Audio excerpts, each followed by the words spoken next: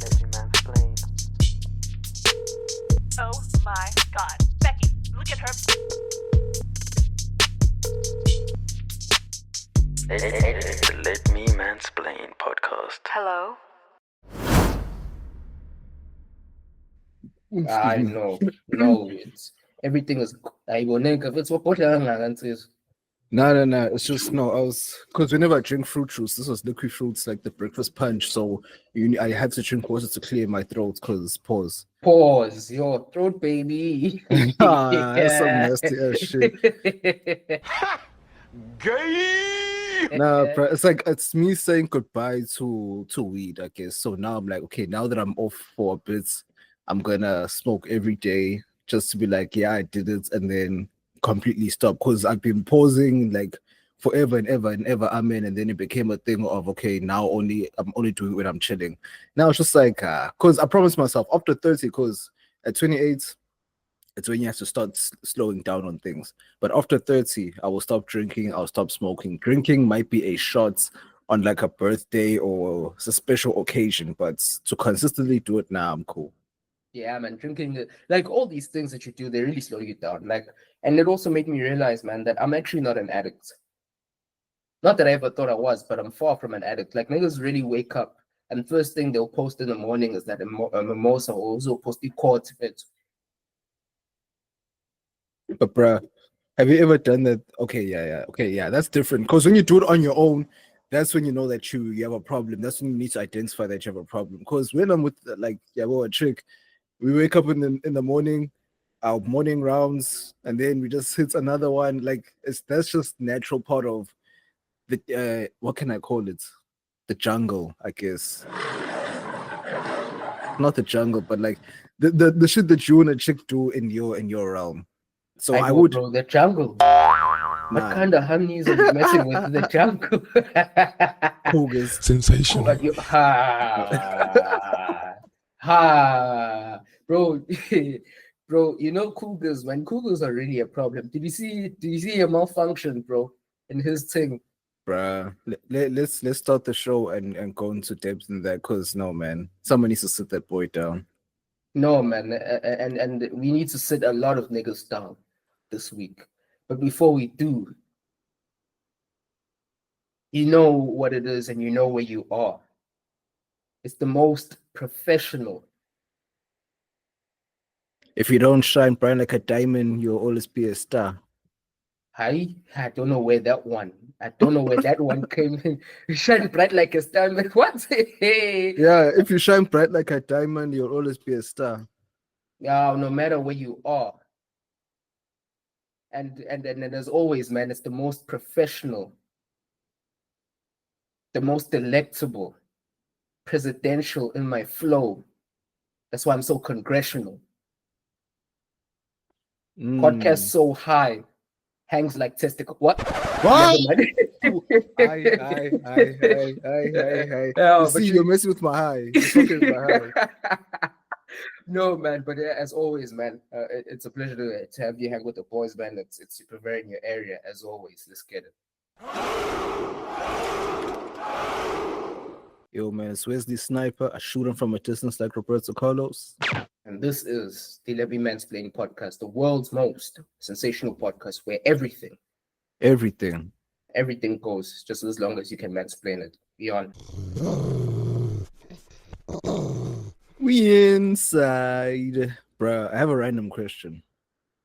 Would you... Oh, this shit always happens to me. But anyway, would you ever have a thing, or would you ever smash a chick with your surname?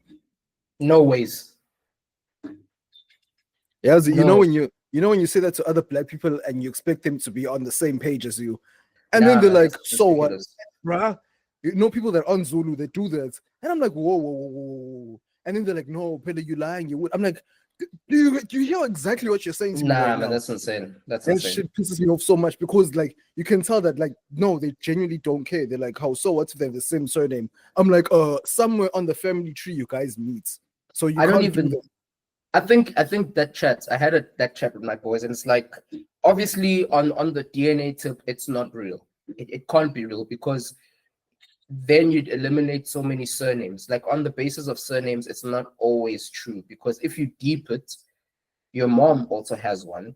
And if DNA was a thing, you wouldn't really nabs your mom's surname too. I don't. No, that's the main one. Like your mom's maiden name and your surname. You Those don't. two are the Okay, ones, yeah. I hear that. I think sometimes it's like we have a cultural niggas You see what I'm saying? Like Yo. this shit pisses me off because no, like you're not supposed to do it, and then niggas try and convince you that it's okay. But I think sometimes it's a thing of you don't find out. You don't find out until it's too late. But some people, yes, I understand. Some people one night stand. Of course, you'll never know that person's name if you speak once. Like I get that, but if you know, or even it's like one of those ones where, like, you know how with gents we can all be gents for years and not know each other's names. Actually, I think it's also like you're just on a first name basis with Shorty, and it never happens. nah, I find out. I'm sorry. Like especially if I'm locked in with a chick, like I find out. I need to know what's her mom's maiden name if she does have one. You know what I'm saying? So, nah, I'm cool. Yo, okay. I don't think I've ever done that much research, but I do a security check. Like I once to check the report. exactly because no, I once broke things off with the chick because her mom's maiden name or her mom and my mom had the same maiden name. So I'm like, nah. Damn, son. Yeah, okay, yeah. That's real. Because I never knew her mom's maiden name. I knew her name, her surname, and her mom's current surname, but not the maiden name. I was like, oh snap. Okay, yeah, okay, all right. Yeah, then that's a proper thing because you were locked in there, right? Not necessarily, won't lie. Okay, all right. So you were doing a preseason fixture. It was like at the beginning when I was still like, preseason fixture. Like it was okay. I hear that. Bro, I was still doing trials. It was a medical. Nigga already signed the contract. He already had the player terms agreed. Nah, it was a medical. We were still gonna sign on a dotted line. Then during the medical, that's when I found it out. So I was like, you see, I'm glad I didn't sign you yet. Yo, man, I think, bro, medicals are very important, man. Medicals, actually, not just the medical, the entire scouting process up to that point is very important. That's why I felt the Decker reports is more important now than it's ever been. Like, you can get it mixed up with a lot of nonsense if you don't do a proper Decker report. But sometimes a Decker report, you tap into the man there, and sometimes the Decker report, you need to go where she's from and buy all the niggas records just to find out what's up. But you need to do a proper Decker report. No, but in my situation, like we're still cool to this day. Sorry. We're still cool to this day. It's not like a deep thing happened or we resented each other after. Like she's actually gotten me, like she's done a few KDB assists with her friends, so I'm cool with that. I didn't get at least. But then for me, it's like one of those things whereby niggas just want to sign players straight away without doing proper scouting, without doing proper medicals, man. And that thing is such a huge problem. Man. Literally, and Uncle Ruckus. The nigga will use words he don't really know. Yeah, guess this. Ungangimizi mina la ekhulunywa khona isingisi, ungangisho kuthiwa ngabe uyaphi. Manazi ukuthi niyokhuluma isingisi, ungangibisi ngoba angifuni ukuba lapho. Yo, I bro, if the English is cooking you this early in the episode, we might just need to shut this whole thing down, man, because I equal end of its own language. So, Ganje, this is a shy boy, no ways, man. Charge the data bundles. What am I trying to say? Literally and figuratively. Figuratively. I keep thinking psychologically. Yes. So a medical, yes, a medically, physically, and the other it's more like a castration. It's more acryglade depastraction. Yeah. Congregate. No, dog, you need to please insert the Duncan clip there because that's exactly what your English is doing right now. But yeah, you must disease the knees. Hey. But no, dude, like on a serious note, man, like medical fits both literally and figuratively because it's eye test is cooking niggas, hey? Not only in football, but like now. Did you hear that we have an upsurge in AIDS and STDs in Saudi? But like, okay, I'm not gonna say why because it's obvious, but it's obvious, yeah. And I'm sure they're gonna try to attach it to alcohol. It's like, hey, it's not the alcohol's fault, it's the people. Educate the people. Man, and it's so crazy, man, because like we have a PPM epidemic. We really have a PPM epidemic. And I used to think PPM was only a one-sided street, but it's a two-sided street. It really is.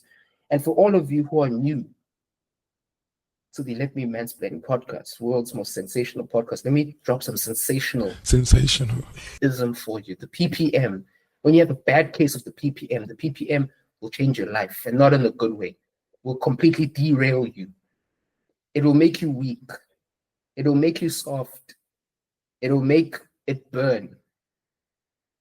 Like this guy is literally naming all of the symptoms. The symptoms of PPM include financial loss. Also includes job loss.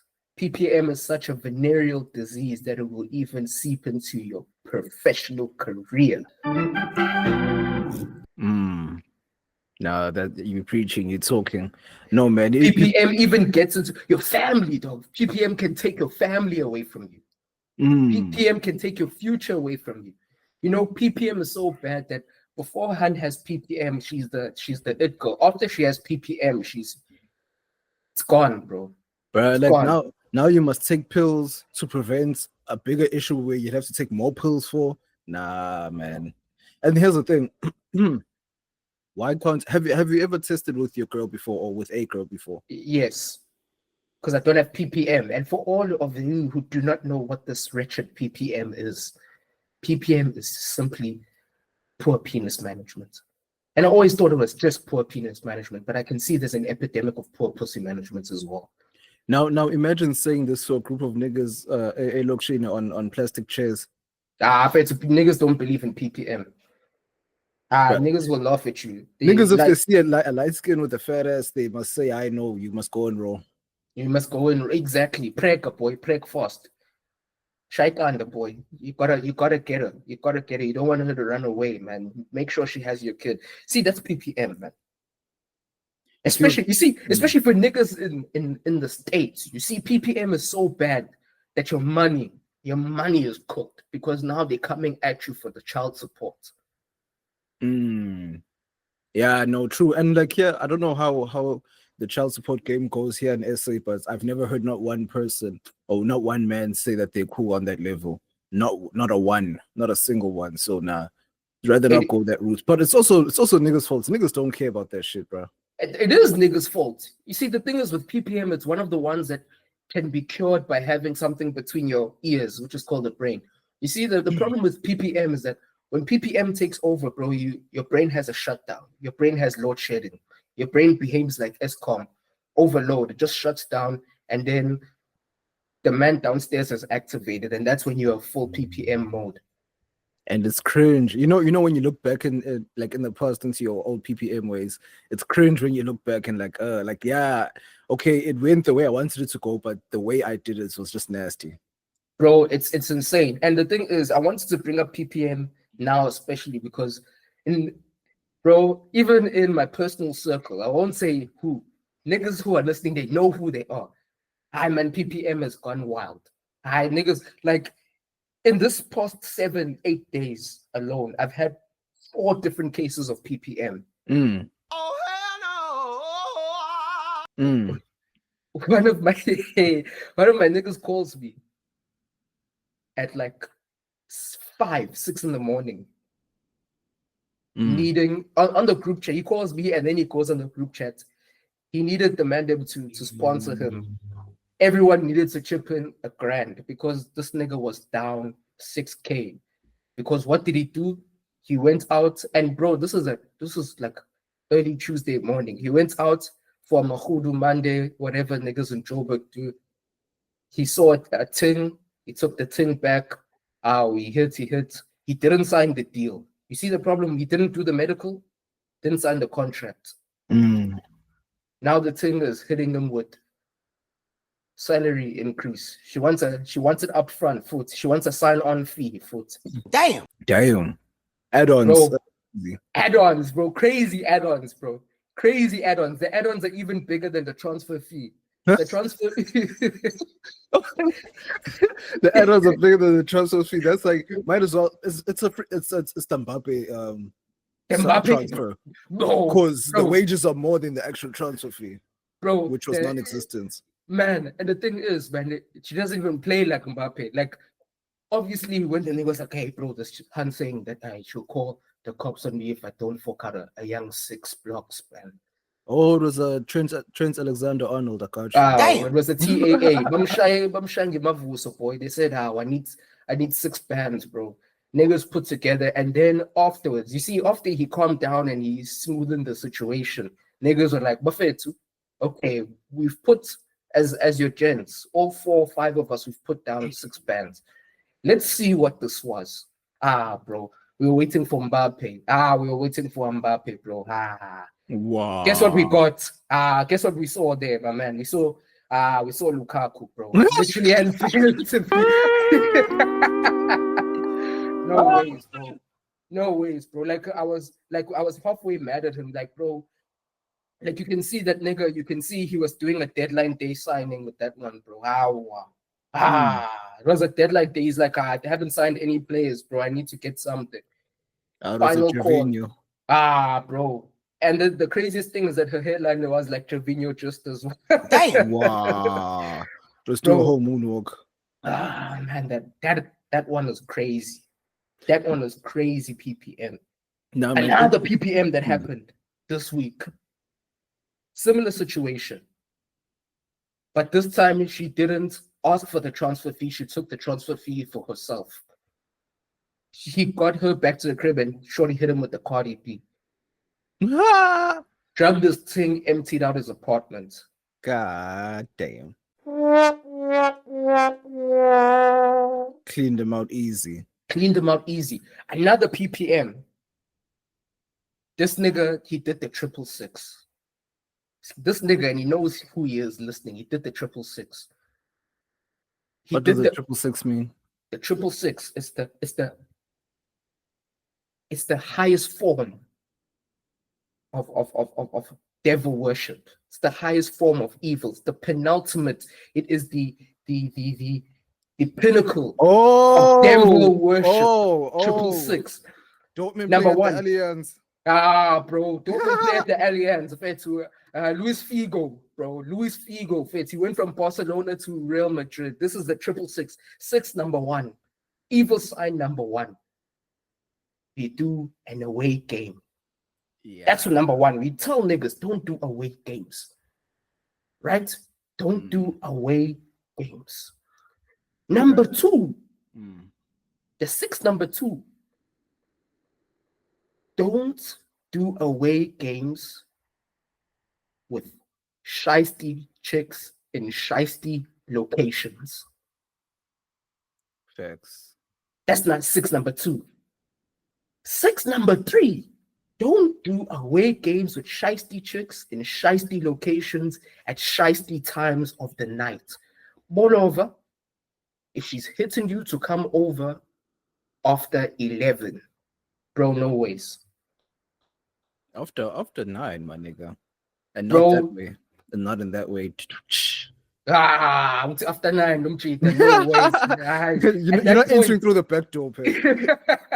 At that point, you're no longer just 666. You're the Satan's strongest soldier, bro. King of all things. But Queen Elizabeth type things. No ways, bro. Like you can't do that. And the worst one is that this shit. You see, the 666, it got him in a jam. He did the 666. This nigga, a shy PPM 666, got him in a jam. Got jumped on the way back. Shit. But that's light work though. That's light work. It's not that heavy, but it's an avoidable situation though. It's an avoidable situation. And that's my thing. It's like you could have just reorganized for any time if you wanted that to happen. So exactly, and call her over. Facts. And do it before 11. You see, 11. After 11, it's the devil's time. The devil is walking in the streets. He's lurking in the streets. There's nothing for you outside after 11, bro. Freaks come out at night. Exactly, Fitz. Exactly, bro. And you know, like this one was one that happened back in varsity, but it was one where the PPM went really, really left. And like my old whip actually has the dent in the roof to this day because of it. Because one nigga he hit the 666. Of course, everything. Went to a commune in the middle of God knows where in PMP, shiesty trick, shiesty hours. Guess what happened? Her nigga came back, and her nigga was not a civilian type nigga. Her nigga was a dog, bro. Let me put it. YN. If it's a young nigga in his late 30s, fit. Oh damn. A young nigga on umkaba. An unk. Fit. An unk young nigga, if you want to say it like that. And it's bad when the nigga does all three of the things where you know that it's a nigga you don't mess with. First, number one, fit, nigga has mad scars on his face. You know that he's had a rough upbringing, bro. I'd rather have someone where we're from, where we had a soft upbringing, a softer one. Number two, bro, niggas' eyes are permanently yellow, bro. Like even that man's eyes glow in the dark. That man's liver is cooked. Yo, kidney failure, done. Nigga has both gold and silver teeth. Toothpick in his mouth permanently. Jeez. Knocked at his door while the man was busy. Bro was on the first floor. He rang me up. That time I was chilling with the boys. We went to go fetch him. And because of how the thing is, it's like a house and then there's like grass at the back. So you can enter off two gates. There's the gate where that nigga came in and he was knocking at the door, and then there's the other gates. I came in at the other gate and he's on the first floor. He had to jump out the window, landed on my car roof. He got in the whip. The nigga could hear a car coming, and then I heard I skirted off. Then I saw the nigga come out the gates at the back, bro, and I saw the piece in his hand. Nigga didn't fire to anything, but I know that Basil jumper, boy. Basil jumper, whipped. Bro, pistol whip. That's easy, bro. That nigga was gonna get cooked. Bro, like my worst PPM moment back in the day was when I was showering a chick with a kid, and then I did an away game. And then now all of a sudden, a car pulls up to her gate, because from her room you can see the gate. And then I see like she like just kind of freezes. I'm like, is this who I think it is? Thank God when I came in, I locked everything. I locked the gates, I locked the door and everything. Then he walks up and just tries to open. I'm like, oh, so this is normal. I'm like, it's cool, it's locked. He calls her. She's like, why are you here? And she's like, no, I just brought you. And she goes outside, she takes it. It was like chocolate and other things like that. And then, bro, I was like, yeah. Was the kid running around the crib? No, the kid wasn't there. She didn't live with the kid. Oh, I thought you were a demon. Like, hey, little man, such a you put on cocoa mittens like a baby boy. See your mom, a little baby boy. I'm gonna just see your mom for a little bit. So when I walked into the cage, you think I said to the kid, "Where's your mom, little nigga?" What's up with y'all niggas, man? What's up with y'all? What's good with y'all little niggas, man? Nigga, where your mom at, nigga? Hey, nigga, where your mom at, nigga? Where your mom at, nigga? Where's your mom's, nigga? Where's your mom at, nigga? No, my chick. EPPM, yeah, Masha, boy. EPPM, it really kills you. Like, it really kills you. And the crazy thing is that this week, South African Twitter was in a place because, did you see that, hun? Which one now? So there was a TikTok of this hun going on about, no, if you sleep with people, you don't love yourself. And then the feminine boyfriend. Yeah, the one with the feminine boyfriend, yeah. So obviously that one, she hit that one. And the thing is, she didn't go at any gender. She said anyone. If you sleep with random people, you don't love yourself, which I agree is true. Like we've been talking about, PPM will kill you. It will kill you. But then obviously as she was doing that, now she angered the big dogs, the mafias of the PPM industry, the Phineas and Ferbs. The Phineas and Ferbs. Phineas and Ferbs, boy. Because they were upset. And it's also fake shit because the real hoes in South Africa aren't on social media like that. So now it's the fake ones that talk about it but don't actually be about it. you know, the sperms of these days have dissertations now. So they'll give you a long thread and a think piece on how telling a woman that she mustn't have PPM is an attack on her divine femininity, and it's another vehicle of the patriarchy bringing you down to regulate your body and devalue you and blah, blah, blah. It's a think piece, these verbs, some mind if it's are not real ones, bro. Bruh, and like to take a quick lift, it kind of reminded me of back when in America they banned abortion, or they did abortion laws in in their different states, and then like they were busy tweeting like, yeah, you ladies, let's not open our legs to any man. Like, yeah, stick it to the man. It's like, well, that's what we've been saying this whole fucking time. Yo, but that's Americans, that's not us. No, but even our ones, bro. Even our ones. It's the woke's verbs, bro. The woke's verbs. For them, it's like it's a mixture of, yes, there are some real assholes out there, but then there's also those inside holes where it's like, okay, you're gonna make it seem like a hole. You're always gonna want to bait. You're like a fisherman. You're always there with the baits, but you never actually fish. Like, exactly. You know what I'm saying? You only catch like they make sure that they catch the biggest fish or the small ones. But the thing is, that's not how it's supposed to work, because it's supposed to be that the niggas are going for the fish in more ways than one. Sensational. Lucky star. Damn! Yeah, that's crazy. Lucky star. Yo, bro, but go back to the other PPM that I think we alluded to earlier in the episode was Lamine Yamal function. Oh man, but before you go to Yamal function, when you were speaking about that guy, let's roast this nigga a little bit, bro.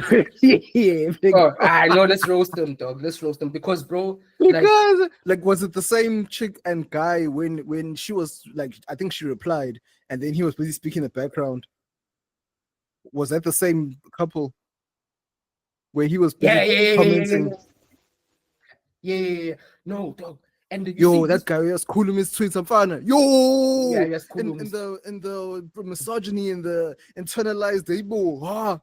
Yes, and you know what's the craziest thing, bro? Because she obviously after she did that whole thing, the Sfurbs got mad, right? The Sfurbs were heated, so they locked in, and that's just Sfurb agenda. Because once you say something they don't like, they go into your past, they run a Decker report on you, and then they bring up your dirt to whatever. And then a video comes up of him and her, and she's putting a wig on the nigga, né? Yeah. And you saw that video.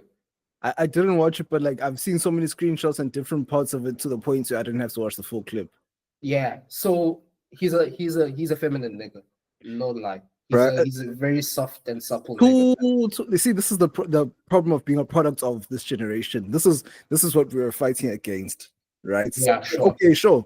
If he is a real nigga to his niggas, then okay, I'm not gonna put it on his personality. It's just the way you act, my guy, is the most hilarious thing on planet fucking Earth, bruh. Even the way he speaks, dog. Nah, bruh. The voice is the funniest part because it's like your homegirl cheerleading for you, and you can see that she's trying not to laugh here. And the funniest thing that I saw, like in the comments, like the girls, like the real niggas. Let me just say the real chicks. And then this one chick is like, I know, yeah, boy, long some kibili card, bro. Like, I saw that joint. But that wasn't even the wildest thing. Oh shit! The wildest thing of that video was all the niggas who were broadcasting their PPM to everyone. Because I saw a nigga who said, boy, 2 glasses of Jameson and he said he was gay. So what? Like, guys, what's Machita, what's going on? What's going on, Machita? You see this? What I said that people. I'm laughing, but it's not funny. It's not funny. Like, how can you see another man and say that out loud? And to say like you're kind of like trying to soften the blow. Pause, no pun intended. Sensational. Right. You're trying to soften the blow by saying, "Oh yeah, you need a few drinks." No, you see something now. And there's another nigga, like niggas were gushing about how pretty he was, bro. That's crazy. That's insanity. Niggas are not niggas today, bro. Like you see now, like when I don't understand, especially I know one of your mans. One of your mans. He complimented. Oh, Yeah, he compliments this chick, and then you said, "Hey, bro, it's a guy." Oh, your man's got caught on sexual assault charges. Your man's. Oh, bro, like, was that really a guy that he commented? That was a guy, though. Like for me, like man, this is why I'm saying PPM is such a bad idea. Like it's such a bad idea on so many fundamental levels when you're so horny that you don't do your due diligence, bro. Because you're gonna get jammed up. And that's why they say, like, every few, if you just refresh your timeline, especially as a gent, if you refresh your timeline, you'll see those tweets about those sponsored tweets about stop watching porn, quit porn. It ruins your mind and ruins your life. Like, they're not saying that just to say that. It's real, because now you think that everything that has a dash of femininity is smashable. Bro. And for me, it's like it's to the point where niggas just cannot function. Niggas are moving like crackheads, fits. Niggas are a lost throw for pussy, fits. Your malfunction. That's Yeah. why they call them that. Yeah, malfunction. But niggas, like, even like for me, to be honest, man, I think this PPM is not on Yamal's side. Yamal's side fits as a 16, 17-year-old nigga with millions, bro. This thing Of is course. 18. Hey, niggas keep trying to wind back the clock on him. He's 18. Whatever he is, bro. Whatever he is. Like the craziest thing about Yamal, Boom. The nigga will use words he don't really know. Ungangimizi mina la ekhulunywa khona isingisi, ungangisho kuthiwa ngabe uyaphi. Manazi ukuthi niyokhuluma isingisi, ungangibizi ngoba angifuni ukuba lapho. to make it easy, Yamal function. That nigga, football star, right winger, FC Barcelona, for yours who don't know. He was spotted on holiday with an OnlyFans hun. 30-year-old. A 30-year-old OnlyFans hun. And the craziest thing is that he bookmarked it because like 5-6 years ago, as a 12-year-old boy, he commented on her profile and he was telling her, "I wait here, I've got something for us. I'm cooking. Then 5 years later, he comes back, hits the DM. But we hit the DM and the hand literally is like, no, you're too young. No, when do you turn 18? It's like, don't worry about that. I have heated floors. Sensational. She folded. Cold hearts and heated floors. No point guidance. I just need divorce. Oh, whatever that guy said. How fit. And then the one that was crazy was after that happened, right? So he hit her with the Drake special, Fitz. Had her at the back of the jet ski, smiling in the pictures, just how Drake did Joe Budden's hun. What's her name? Tahiri. Yeah. Hit him with the Drake special, Fritz. Took her out to Santorini, whatever, back of the jet ski shop. Then Han was getting cooked because 17, A minor. A minor.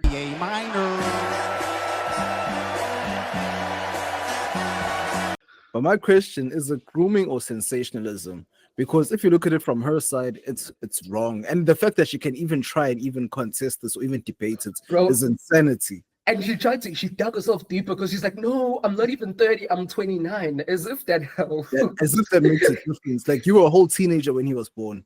Bro. All right, bro. Now, bro, and my thing is like, yes, I'm sure his homies are looking at him like he's sensational. However, those around him were supposed to say this shit is supposed to happen behind closed doors. You're not supposed to be taking out these whatever she is, whether she's an OnlyFans chick or a porn star, whatever she is. These are the hoes that you're not supposed to be putting on Front Street, so that when you do decide to calm down, whenever the case may be, or if you do, then you know how to move properly. So I'm saying it's the fault of those that are around him that didn't teach him like, hey dog, you move like this. Just because you're a wild nigga doesn't mean that the world has to see this, because this is gonna fuck up your bag. And now you wanna run for the better door. Now you have hoes pulling you back. You see what I'm saying? You see, and this is such a common theme of all of this, is because once your top head switches off and your bottom head activates, all thought patterns fly out the window. And the thing is, man, this is where you need Mahmoudman, OGs, all the brothers. And this is a problem because he's lit, right? He's lit, he's making millions, he's doing all of that. Everyone around him is going to be a yes man. Like for me, at least your pops needs to be the one to sit you down. But the problem is, especially Fabrizio. Bro, Fabrizio as well. Fabrizio was always hugging that nigga's nuts. But someone needs to sit you down and be like, my mans, listen, you have money, power, fame. We understand that you want to do the hit list. All the hands wait, can I pause you? It's not like you said you have money, the power, nay, favor. yeah. My bad, continue. But you can get, by virtue of having that 3 there, the sperms are always gonna pull up. So someone needs to sit them down and be like, bro, sometimes certain meals, you go out to the restaurant, you make a booking, you make a reservation, you show up, you order, and you leave a tip. And then sometimes you need to sensational. Sensational. And then the other ones, you hit the Uber Eats, bro. Exactly. You have to hit the Uber. This one is an Uber Eats. That's an Uber Eats, and now you treat it like it's a home cooked meal. Bro, not even a home cooked meal, because home cooked meals are cooked at home and they're eaten at home. Niggas are trying to post like they're at Andicio's, or they're at La Parada, or they're at Paranga, and they have the coastline in the background, and they're taking a picture with the mimosas and the meal in the front. No, you don't do that. This one does not go on the timeline. This is the Uber Eats. You're hungry and you order it, and then it gets delivered to your front door. You don't go to get Uber Eats. No, Uber Eats comes to your front door. And again, like if you had OGs, like let's say one of your OGs was like, you know, a wild boy back in the day, he would have gotten you a proper thing that is worth your paper, that keeps things under wraps. Like, I don't understand these niggas. Why they always just go for the most basic thing that's just gonna ruin their shit. It's like there are proper things that do this if you want that kind of chick. And also, this is the problem with not having the ism with you, because everyone is trying to negotiate a bigger contract, bro. If you are not careful, you're going to end up with a situation like Anthony's being on 350 a week. Everyone's going to try and get more than they deserve. So when they want you to wine and dine, you have to remind them, hey, yo, this is Uber Eats, man. This is how it's going to happen, and this is how it's going to go down. No but if, ands, or maybes. And if you're not down with that, then I'll take my business to Mr. D. Nah. Sensational. That's hilarious. But no, bro, like even to group in Tyler Perry on this, like they're being caught up off of basic shit. And the funniest thing about Tyler Perry is that not one person is surprised. Yo, that's the same with bro. Like I feel like PPM is one thing when you look at Hunt, but PPM for another gent, bro. That's insane levels. Bro, that's insane levels. And he tries to be G about us and tell him, would say, bro, like after this, we don't know each other. If you see me on set, it's like this. He tries to have a work wife. It's like, oh, but my nigga, you're too powerful. You're a billionaire. Like, are you like, come on, dog? You can really have to get your money or get your honey where you get your money. Like, I feel like if he was really about that and he was smart, he was gonna order it and it was gonna come to his front door and no one would have known. Bruh, do you really have to get your chocolate buns where you make your ones? Like, honestly. Yo.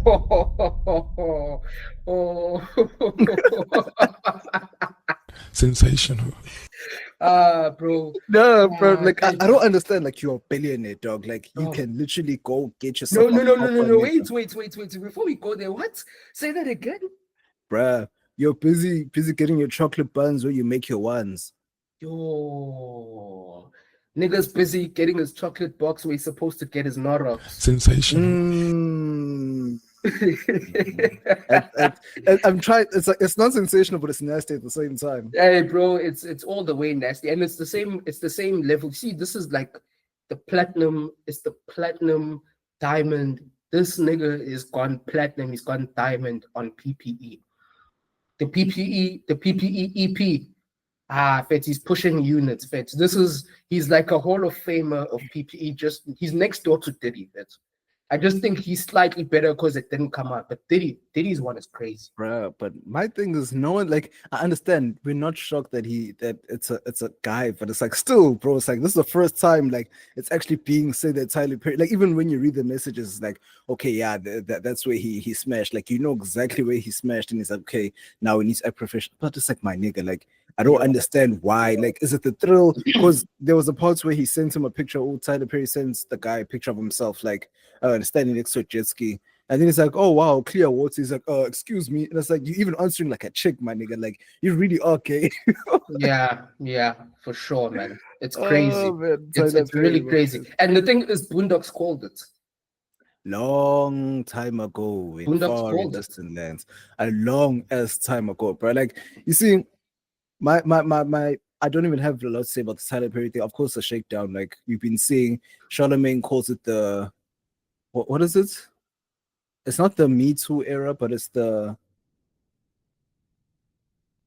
something about he did a good one on that. Something about getting paid too. I'm getting paid too, something like that. It's like the paid too era. Me too, or you forgot to pay me too. But it's like, oh yeah, you forgot to pay me too, something like that. But it's just like, okay, yeah, we know it's a shakedown, but it's like, Nani, when you look at these things, all of this ties into PPM. It's like, you'll get caught up in all of this because it comes back to PPM. You never hear one of who's someone that is openly Jack Hollow's things. You never hear Jack Hollow's things coming out and say, "Oh, Jack unje." Thank you. Who else is a serial killers out there? We don't know them anymore. Good Trey songs, I guess. No, even Drake to an extent, where it's like chicks would be like, "Yeah, he child," and type shit. Yeah, and outside of his baby moms, we hear whispers here and there, but it's never really on Front Street. Of course, even Lil Baby now, yeah, they tried to, but then like they shut it down quickly. So it's like there's a certain way to move, and there's a certain like some people say, but why do rappers and stuff all date the same chicks? It's because these are the ones that know how the game goes. When you now try to train someone that's outside of the circle, that doesn't run in these circles, that doesn't know how it goes, then you get these kind of fuck ups, and it's negative press and attention and energy. Even though you can afford to put this all away, it's still too much. It's more trouble than it's worth, bro. It's really more trouble than it's worth. It's like for them, the lights get too bright and the flashing lights. But what do I know? They don't exactly. And even like I've been saying on a serious tip, pause. I think to speak to it, like to really speak to the core of the issue, man, niggas need to stop letting their penises decide their lives. Because that saying, like, my penis has led me to places I wouldn't go with the gun. Bruh, I hate that shit. You see, I feel like such a nerd when I say I hate that shit, because niggas will wear that like a badge of honor. Oh, but exactly. It's such an inconvenience. It's a real inconvenience. That's why I hate that shit. It's really, really stupid. It really is stupid. Like, all jokes aside, like, you niggas need to make better decisions. And a lot of you are not going to be successful in life. A lot of you are going to be failures in life because of your penis. You're going to miss out on opportunities. You're going to sleep with a colleague. You're going to do things you shouldn't, and it's going to get in the way of your paper. And you're never going to really enjoy that full satisfaction of life. And one of the things that I've deeped, because I talked to my boys and we were just talking, and we're like, bro, if you really deconstruct this thing, what is this thing that's so great? Because we've all had ass before. It's like, it's great for like 30, maybe 45 minutes. And then after that, it's like, okay, cool. It's like, what is it that is so great? Like, if you really had to put it on like a trade, like you had to put a warm, moist, wet hole next to all the things you could lose, is it really worth that trade? Right, like, to speak on it's not worth it at all, but just to speak on a real nigga, not even a real nigga, just from that kind of perspective, it's a thing of course, I want to bust my nuts, but at the same time, it's like, we get something out of giving a woman pleasure. I know a lot of niggas won't actually admit it. Yeah, no, that's true. Like, we get a lot out of it. So when we see that we can make multiple women feel pleasure, like I'm the one who's administering this pleasure, it becomes addictive. And then now you want to keep catching this high all the time. You know what I'm saying? Like, you keep going back to that because you know that you can do that. So it becomes a cycle, it becomes an addiction. And a lot of addictions are difficult to quit until shit goes left, especially when it comes to PPM. Shit goes left when it comes to that addiction. And also, I don't know if I can call it an analogy or whatever, but it's like, you can't expect your plants to grow if you keep watering them with cum.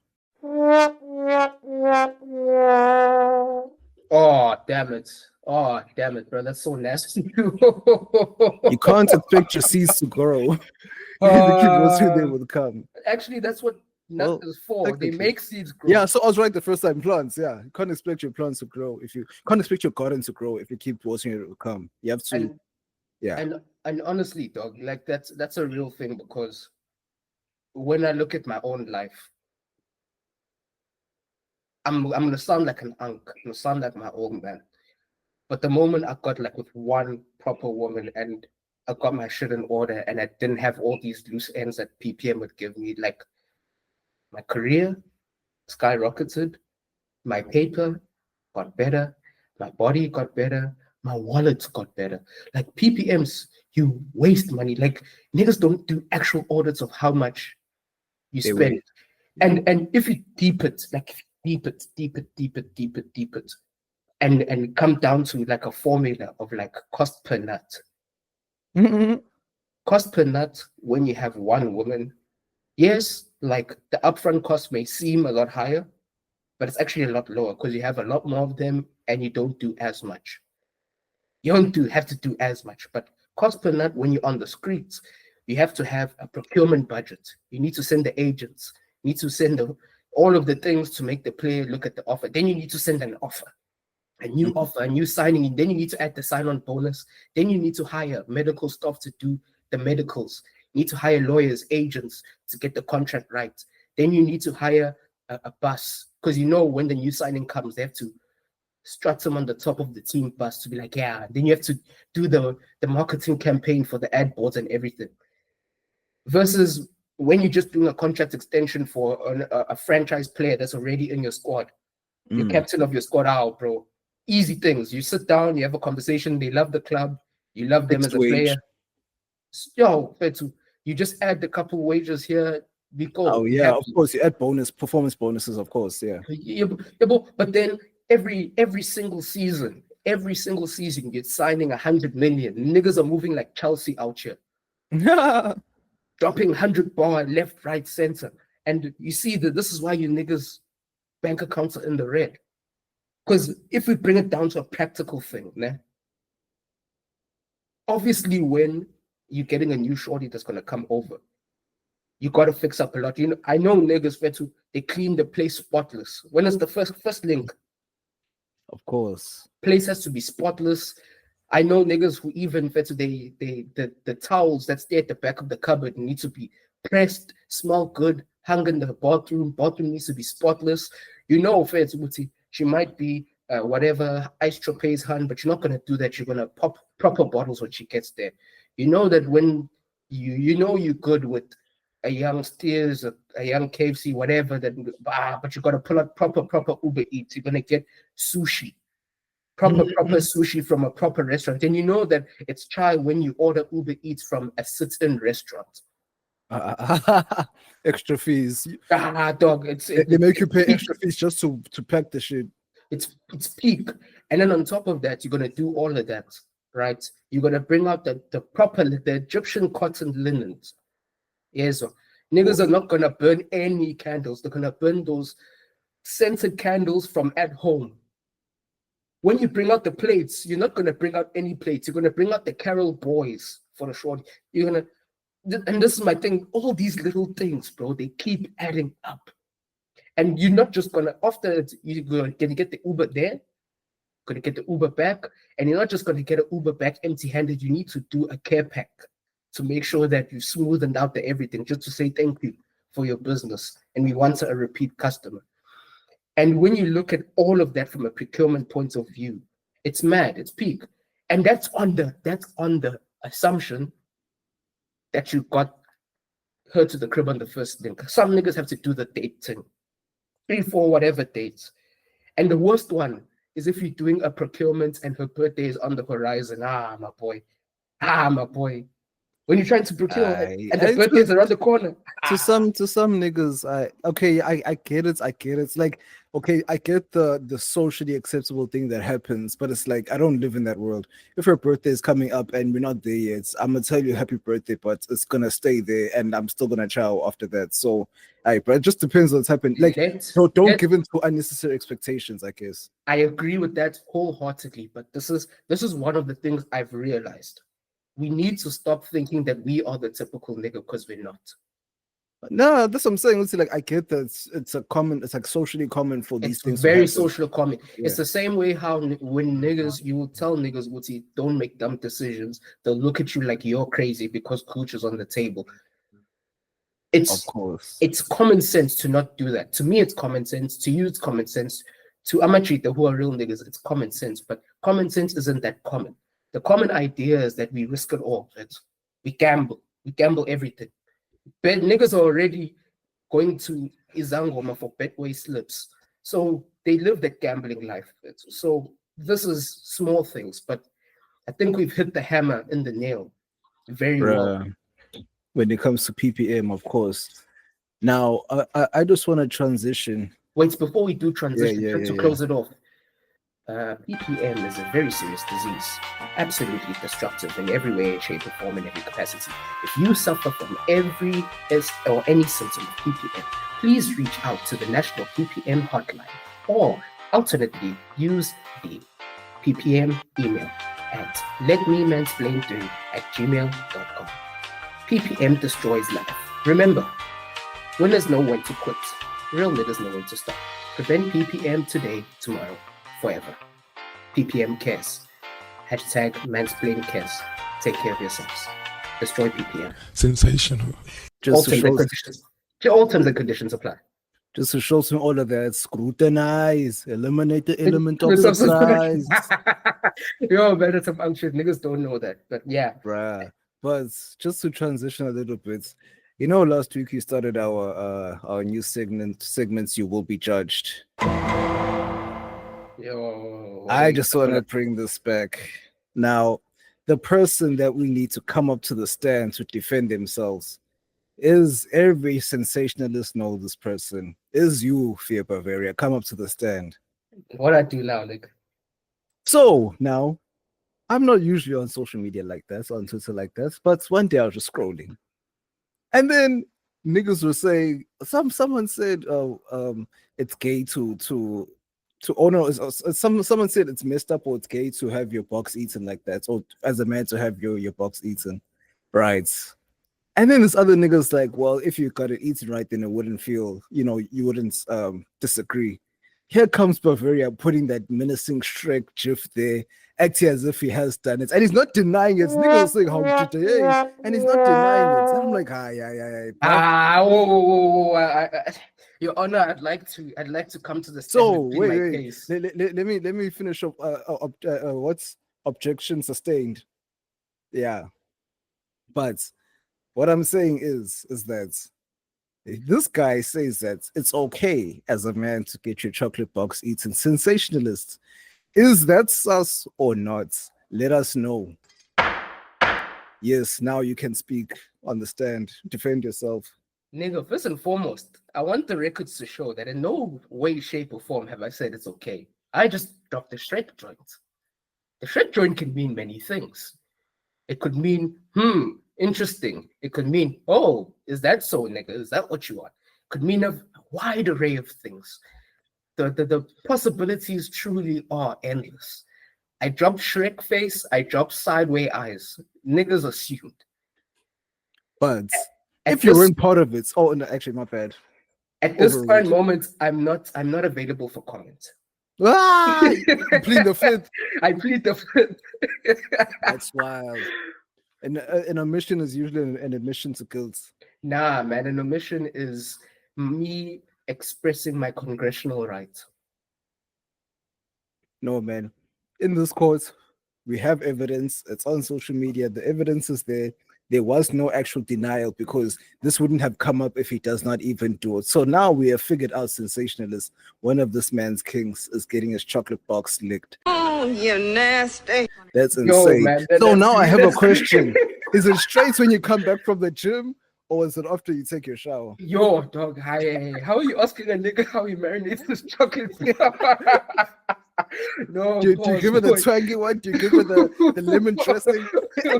Or do you give it plain? Or do you eat chicken licken and give it to her spicy? No. There's no hot, there's no mild, there's no peri-peri, nigga. It's neither. There's none. Ah, that's why they call it peri-peri. Tyler Peri-Peri. Oh. Chocolate box things. Links Dior to ha Ferrero shit. That's insane. And it's covered in nuts. Linz, my boy.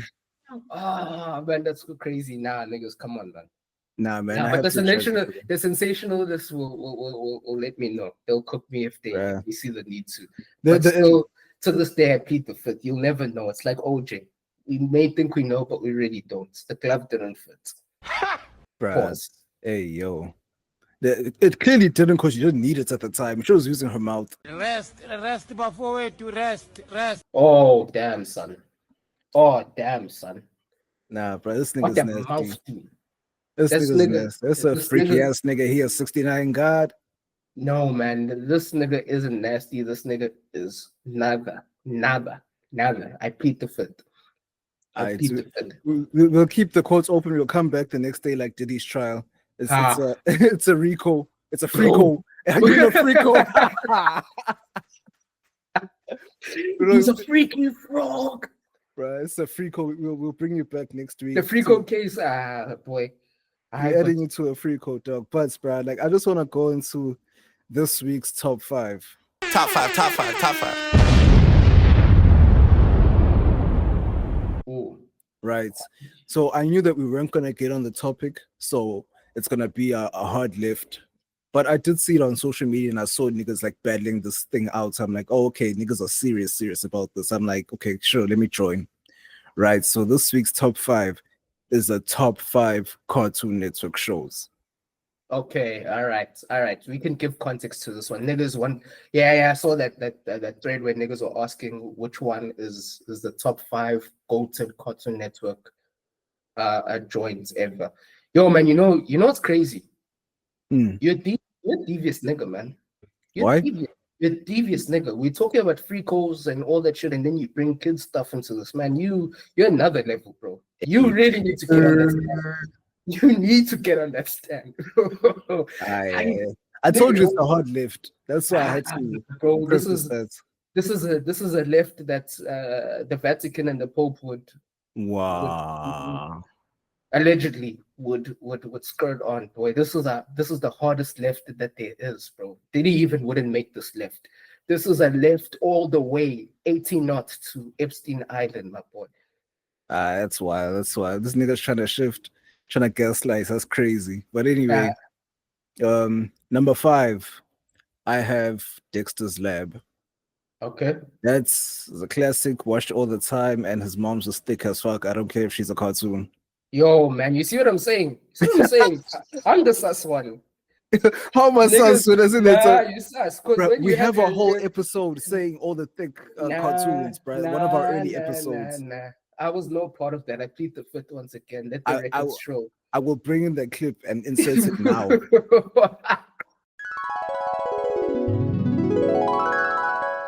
I want to introduce a segment. Top five. Called Top 5, niggas. So we were having this discussion separately. Right. So this week's top 5 that I want us to rank is a top 5 baddest cartoon women. Whoa! Right. What? Dude, nigga, this is outrageous. Jesus. I told y'all niggas.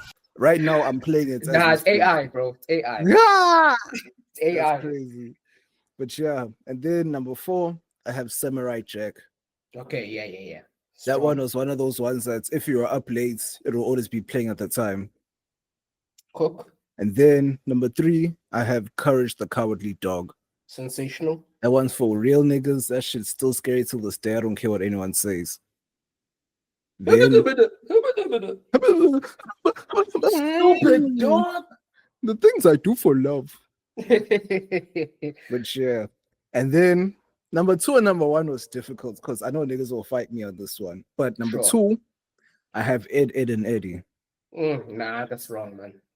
I have Ed, and Eddie. That's yes, it was a goated real nigga show. Everyone knows what's up here. That was for real niggas. We all knew what was up. It just depicted our childhood or what we wanted to be our childhood. But apparently it's about apparently it's basically perjury for dead children. So yeah, because I never saw parents there. Exactly. Yeah. And all their tongues are green and everything. But Yeah, the and craziest thing Mhm. is that these niggas spend their whole day trying to make paper so they can fit balls in their mouth. Pause. Hey, you see, and you talk about children. Like,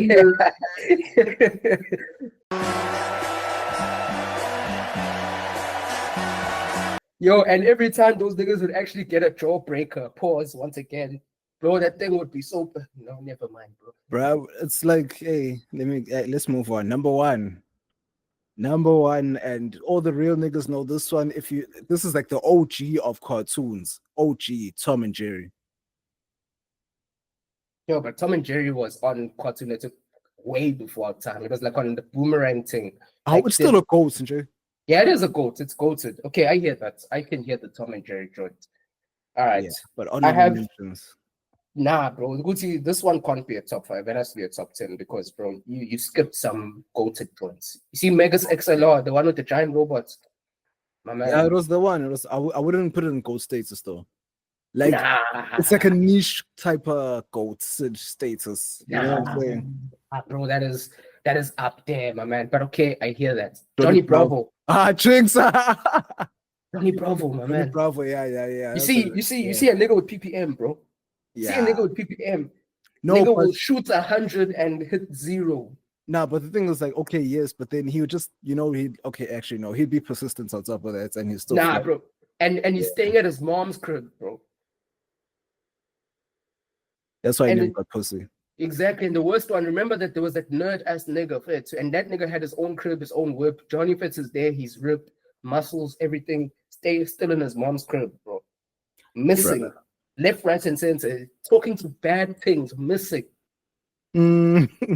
Hey, bro. But another no riz, negative riz, Fitz, I'm cheated, man. And he works out and stuff too.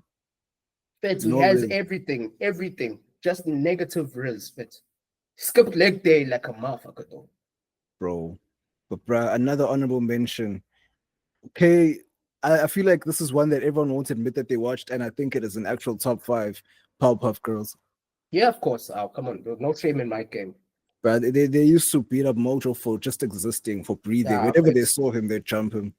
But that Transformer nigga used to freak me out. No, him, and he ain't him. He really ain't him. He really ain't him. His name stands for his something. Like that's how like, hey, bro, that nigga was twisted. Like he'd be like, Powerpuff Girls, I'm gonna kill you. Like, damn. And it's like how Umchita used to like send out all his demons just to do his job for him. Aye, bro, that guy. Sounds like Epstein. That's wild. And your oppas, little girls. Oh man, sounds like Epstein to me, boy. Bruh. And then here's one that is a classic for our generation. Apparently, this new generation doesn't rate the show, but for our generation was the best. Yabo Benton. Yeah, of course, Benton. Ah, boy. We all wanted that watch, and I played how many Benton games? Kids were wearing Benton shirts and pants and tracksuits and shit. Fetu, he was the first nigga, Fetu. He was the first nigga to rock the bust down, Fetu. AP bust down, Fetu. Bruh, traditional bust down had different animals in it. Sensational. Oh. Traditional bust down. That's actually that's his podcast for white people. Oh, wow. That's how they call. That's how they call. That's how they call on them. Okay. That's how they call on the underground gang. Yeah, that's how it goes. But it's Benton was showing us the game the whole time. And Lapo, you're actually not far off because didn't his grandfather bust down like an alien? That's a badass alien was his grandma. I don't remember. I remember thinking, yo, man, Grandpa Max is a freak. Freaky frog. Bro, another one. Mama had a chicken. Mama had a cow. Dad was proud. He didn't know how. Okay, yeah, Cow Chicken. I hear that. Cow Chicken was the one. Let's throw another one. Kids Next Door. K.A.N.E was the one. Yeah. K.A.N.E feds K.A.N.E fed niggas for a long generations. Time. Yeah, for years. Yeah, not necessarily generations. No, for years. No, not generations. For years, because you just had to be there for K.A.N.E. But isn't it still running on right now? I'm not sure.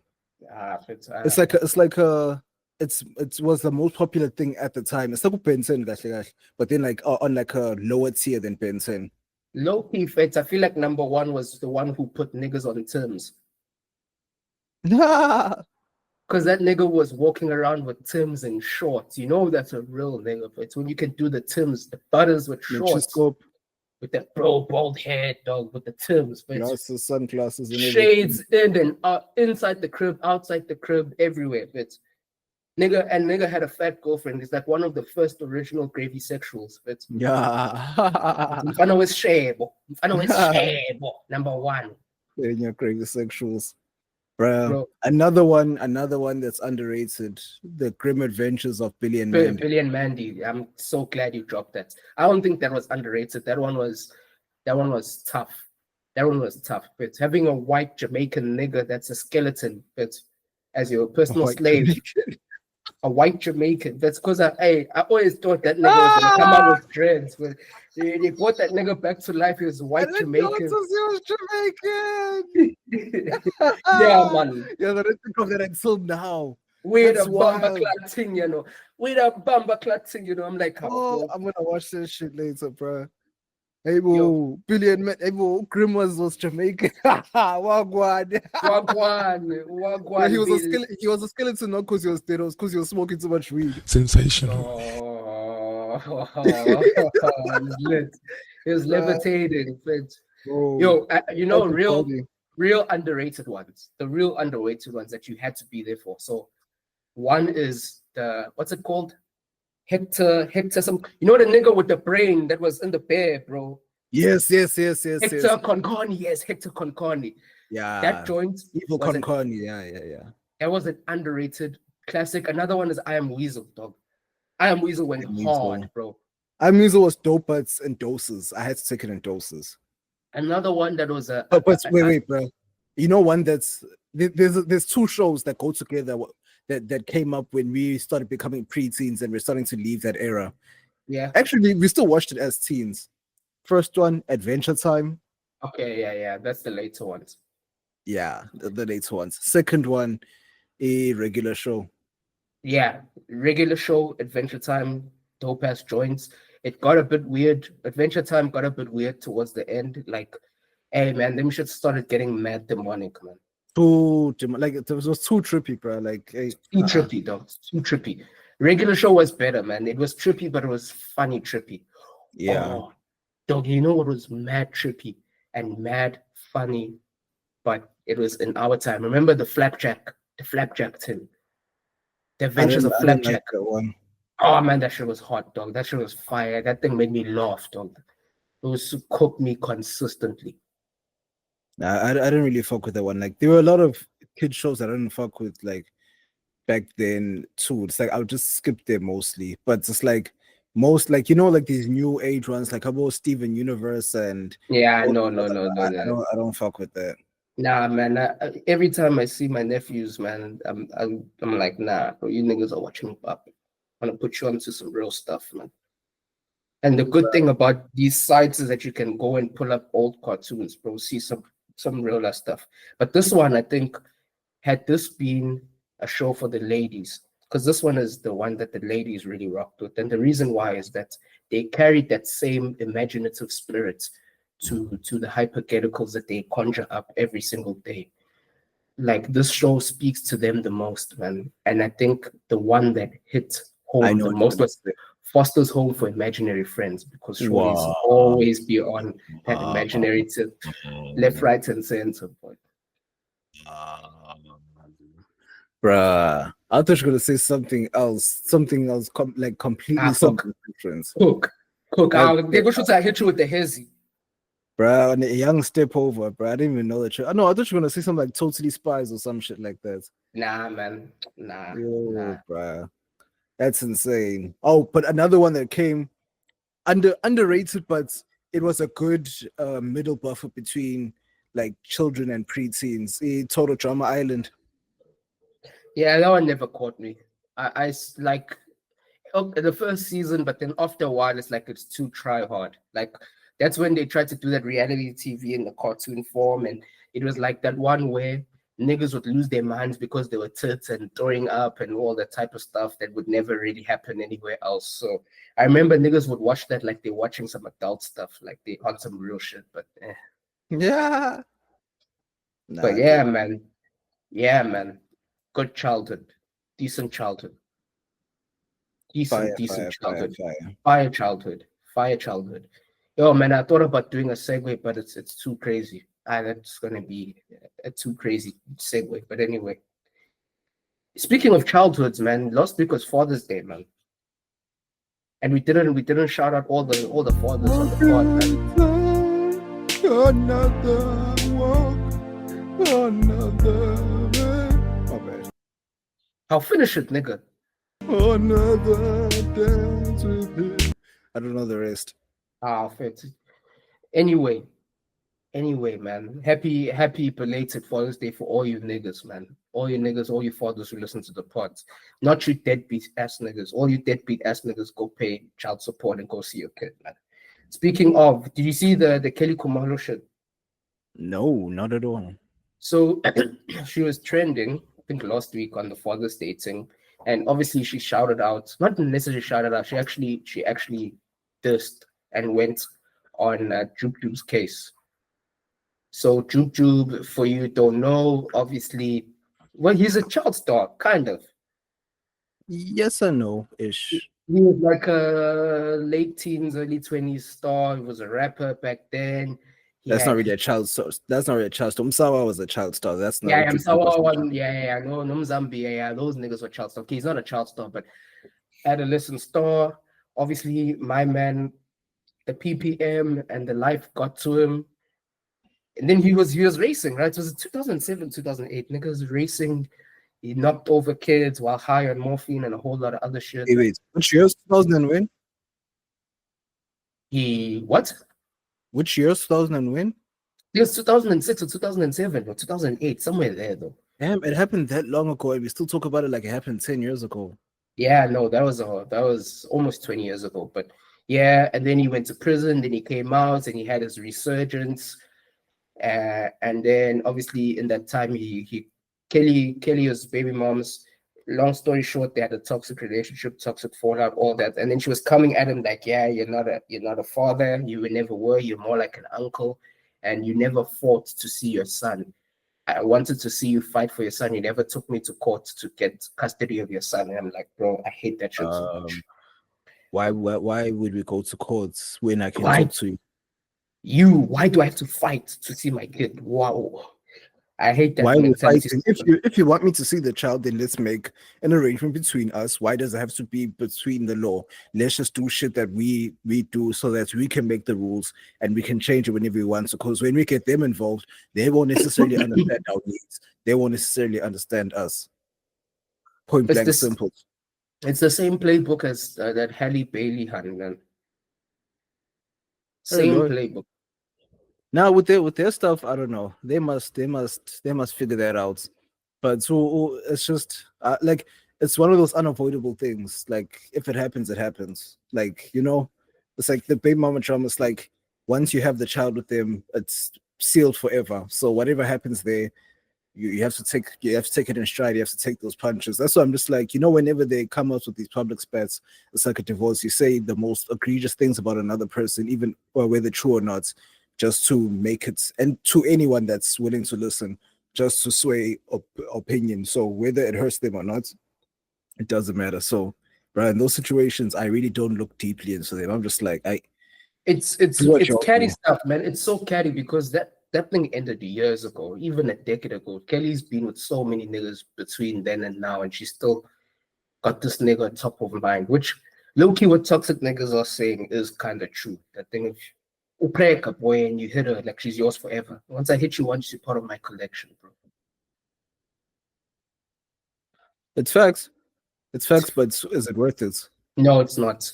It's another one where we go into the PPM category, man. That's just the poorest of poor penis management. Like knocking up a terrible hunt to be the mother of your child has to be one of the worst things you can ever do. Like that one is on the holy grail of PPM, man. That's a holy grail of PPM. It's crazy, Right. bro.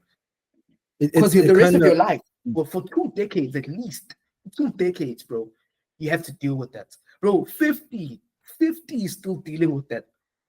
And the thing is, if she's really a piece of work, your kid's gonna hate you too. Now 50 has to beef with this kid, man. He has to beef with his son. And 50 used to love that. 50 loved that nigga. Was on every other album cover with him. Now he's beefing with the nigga because the mother poisoned him in the head. It's crazy, bro. Bruh, like I really don't even have like, because my thing is like I can have an opinion on it, but it's a situation that I've never been in / don't want to be in.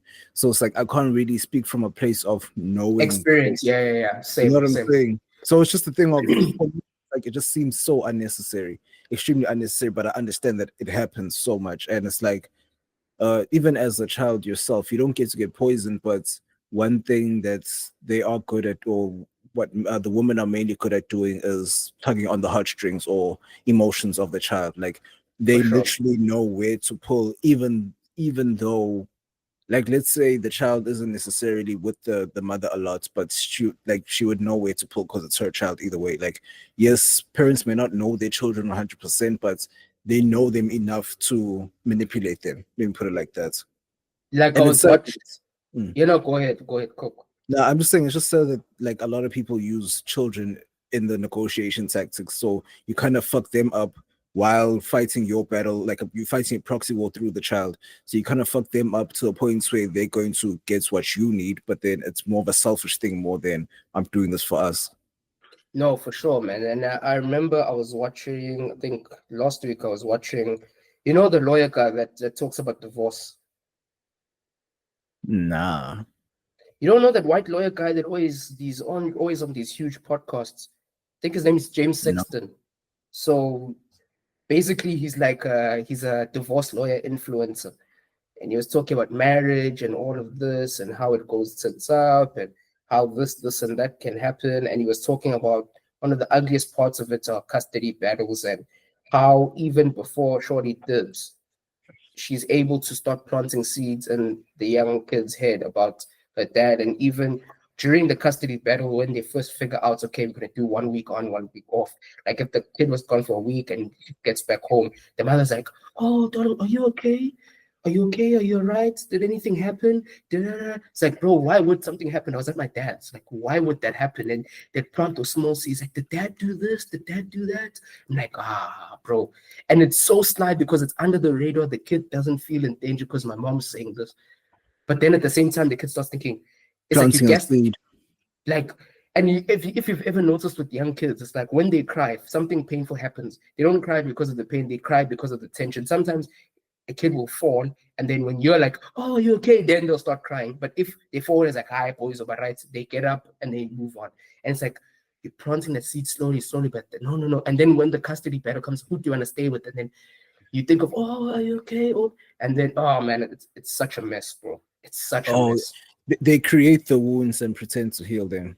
Exactly. And for me, this is why I'm saying, and niggas will get tired of me saying this, but I don't care, man. The PPM is so bad. Like, as a gent, like from word go, you need to, if you're going to have a child with somebody, have a child with a sane, well put together woman, man. That is like, bro. And I think you increase your chances of that happening by not messing with ratchet chicks. And also, what qualifies you as a professional divorce lawyer type thing? Like, I feel like niggas like Steve Harvey should have gotten that tender, but then he just preaches too much sim shit, or he just gave his game to his daughter. That's it. Yeah, well, no, but that nigga's actually a lawyer. He's like one of the highest paid, best divorce lawyers. Oh, in an the actual game. lawyer. Okay, Yeah. He's actually one of. So he's like speaking from experience. Like this is what divorces look like. This is how marriage. This is what's wrong with the marriage contract from a legality perspective. This is what it does to people. This is how it starts. The people who divorce the best are people like this. He's got stats. He's got experience. Nah, he's an unk, man. He's an old head. He's been in the game for decades, bro. He's got the experience down packed. He breaks it down to a science. And obviously, because of the situation we're in with all these hypotheticals, people eat it up. Okay, but has this guy ever answered the question, or not in this way specifically or particularly, but has he ever answered the question of why women are such suicide bombers when it comes to these things, and why are they given the ammunition, or why are they given the explosives by Yeah, these lawyers? he basically, yeah, exactly. He said because the thing is with lawyers, you want to build up cases and you build up a reputation by building up cases and how good your settlement rate is and how good or how well you can get a great settlement. So it's to the point where now lawyers are seeing, okay, I get a specific cut of the settlement. That's because he says he specifically deals with high profile cases like niggas who have huge net worths, huge trusts, and he tracks the money down to, and he's more on the niggas side. So he protects niggas who have huge net worths, high net worth individuals in divorces to make sure the assets are lined up and make sure that everything is good from his client side. But lawyers know that if the Han calls the domestic abuse card, calls the responsible card, calls any card, that it sways the judge. And that's why. And it's to the point where even at times where the lawyer would be egging the Han on, but because the Han was a solid one, like the woman was a solid woman, is like, no, this is an amicable divorce. I'm not saying that. I'm not saying that he did this to me. I'm not saying that. I'm not making things up. That's what he's willing to give me. I'm okay with the kids thing. This is how we're going to do the joint custody. Excuse me. I'm okay with that. But very few actually take that road. So a lot of times when women are cooking you in the divorce court, it's because her and the lawyer are tag teaming you. They're jumping you together. Mm. Yeah, you see, it's like it's oh, so basically they tag teaming the actual victim in the situation, like the US and Israel. Bro, oh man. When we talk about proxy wars, bro, I think we're officially in World War III now. I Yeah, really think we're officially 1,000,000%. Like the US set it off, like like, yes, I know Iran and Israel always had their problems, but they kept it between them. And now with the US jumping in and knowing that people want to support Iran, it's lit for everyone now. it's lit for everyone. Like, and the funniest thing about the World War III is that I don't know, niggas. I think niggas are waiting for trumpets to blow in the air. Now we declare World War III is here. Like, bro, it never happens. It never happens. The actual act of bombing itself, like the actual art of it, that's how that's the beginning of the war. Not that it's just okay, this happened, let's wait for retaliation. Okay, no, the fact that it actually started or happened means that the war has started. It's just we want to see who is it going to involve. Are Africans going to somehow get dragged into this? Yeah, let's see how this plays out. Man, and I hope Cupcake doesn't. I really hope Cupcake doesn't. There's no need to at all. Like, he has no need to. Like, we cool, we chilling, man. Saudi, we're neutral. We've got Russian ties, we've got US ties. We shouldn't get tied up in any world war. And in any case, I'm not going anywhere. I'm cool where I am, man. Because this thing of just flying, now we're fighting for Israel. Nigga. Nah. You see what I'm saying? And what actually prompted, because apparently Trump went and bombed Iran without the Congress's approval. So it's like, what was his purpose? Like, oh, can we determine what he gets out of doing this? I just think that this was the plan all along. Same way we can track every single war since the 1700s has been funded by one, you can say one elite, one group have funded both sides of the war since the early 1800s. World War I and II was funded by the same group of people from both sides. I think this is them just fixing a tender for themselves because war is expensive and, you know, your military warhead contractors make a sensational lick of money during these times. So for me, it's like all of these pieces have been playing into the greatest plot. Hey, Uncle Ruckus. The nigga will use words he don't really know. Yeah, this. Ungangimizi mina la ekhulunywa khona isingisi, ungangisho kuthiwa ngabe uyaphi. Manazi ukuthi niyokhuluma isingisi, ungangibisi ngoba angifuni ukuba lapho. But all of these things have been playing into the creative plot because even if you look at it from our perspective, low-key, I feel like we are already implicated because we took shots at Israel in that ICJ court thing. And Yeah, I think we're just on the up list. Like they haven't done anything serious yet, but we're just on the up list. we're on the hit list for sure. And I really think that this whole white genocide, destabilization, and everything like that, obviously in part it was to call into question the BEE laws, and we talked about this. It wasn't to call in the BEE laws to say that all right, we need to move so that they can get Starlink in. And Starlink isn't just a tech. Yes, it offers great. Feel like you can speak to this more than me, but it's just satellite connection, so you don't have to have a physical fiber connection, and you Yeah, can but get pretty much similar. Is it similar bandwidth to what fiber offers? that's what they say, allegedly. But tech is all encompassing today in a nutshell. It's all encompassing. It has to deal with multiple different industries because everything is going technological, especially now with AI. So he was going to take over the whole shit. Exactly. And if we look at places where he's already put Starlink or he's already implemented Starlink, he uses that Starlink to get you to be dependent on that system. And then when he wants to shake the room, I'm going to shake the room. Then he shuts you down. All your systems, all your defense infrastructure, shuts you down. And then he does a hard negotiation with all the leverage on top of your head. And then you're cooked. He's going to treat it like Twitter. He's just going to turn off the community notes on the country. For sure. So I think him doing such a global push and such a PR thing, obviously the Boers bit the hezzy. Step over, they fell for it hook, line, and sinker, thinking Trump actually cares about these niggas. Like those 49 that are up there, bro, they cooked. That nigga probably forgot about them. Oh, of course. Like he doesn't give a shit. ICE might just snatch them up. Yep. And this time they don't have a Hilux to run away into. So imagine my pet. Imagine that's fucking crazy. That's crazy. That hit me late. Jaeger bomb. Oh shit. No, bro, but like imagine like you leave comfortability to become an actual refugee because you try to act like a refugee. That's crazy. That's so stupid. That is the stupidest thing. And whatever happens, they deserve it. Maybe Papilan. It's their curry either way. Like, don't really care. No one told you. Oh, actually, no. We told you all to go because you all said that you wants to leave. So now that you actually left, you caught yourself in a shitstorm. So let's see if the whiteness saves them. Bro, and I think this is the one where it really isn't. Because one thing about these Middle Eastern niggas, these guys are different, man. These guys are different. Hey.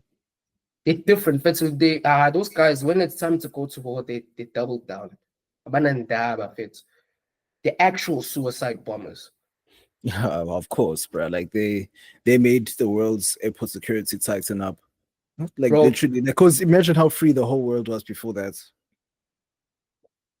Get to the airport specifically. Get to the airport, you don't even have to take off your shoes. Now you have to take off your shoes. They look under your soles. Not in that way. But now it's peak. And the thing is, man, I'm not sweating bullets, but I'm sitting in anticipation to see how they spin the block. Because when these niggas are gonna spin the block, it's gonna be hectic. And I know they're gonna spin the block on Israel for sure. I know that Iraq, but when they spin the block on the US, it's gonna get crazy. And the craziest thing about this explosion or about this attack is that they attacked, I think, nuclear missiles or their nuclear base. And Putin, like a couple of days before, came out and said, "Hey, bro, we've got Russians there. Don't touch it." Exactly. And then what the niggas do? Pew! I wonder if Putin is also going to get active. And the thing is, if Putin gets active, China gets active. If China gets active, bro, it's not far before we get active. Yeah, it's fucked for everyone. If China wakes up, if China turns up, that's the thing. It's like, yes, Putin can. I think Putin has done a great job in quote unquote conspiracy theory in practicing with Ukraine so that he can contain his attacks. So he can contain that attack to their region of the world, yeah. Exactly, to Europe more, or to Europe and nearing countries more specifically. But Israel, he can catch them in that specific area. Or if he tries the US, I don't know what he's going to do to the US, because if he even tries anything in the US, it's lit. It's lit. And I feel like Iran is on crash out mode, bro. Like, have you even seen like the social media accounts? Bro, that social media comes Bruh. some crud. Some crud.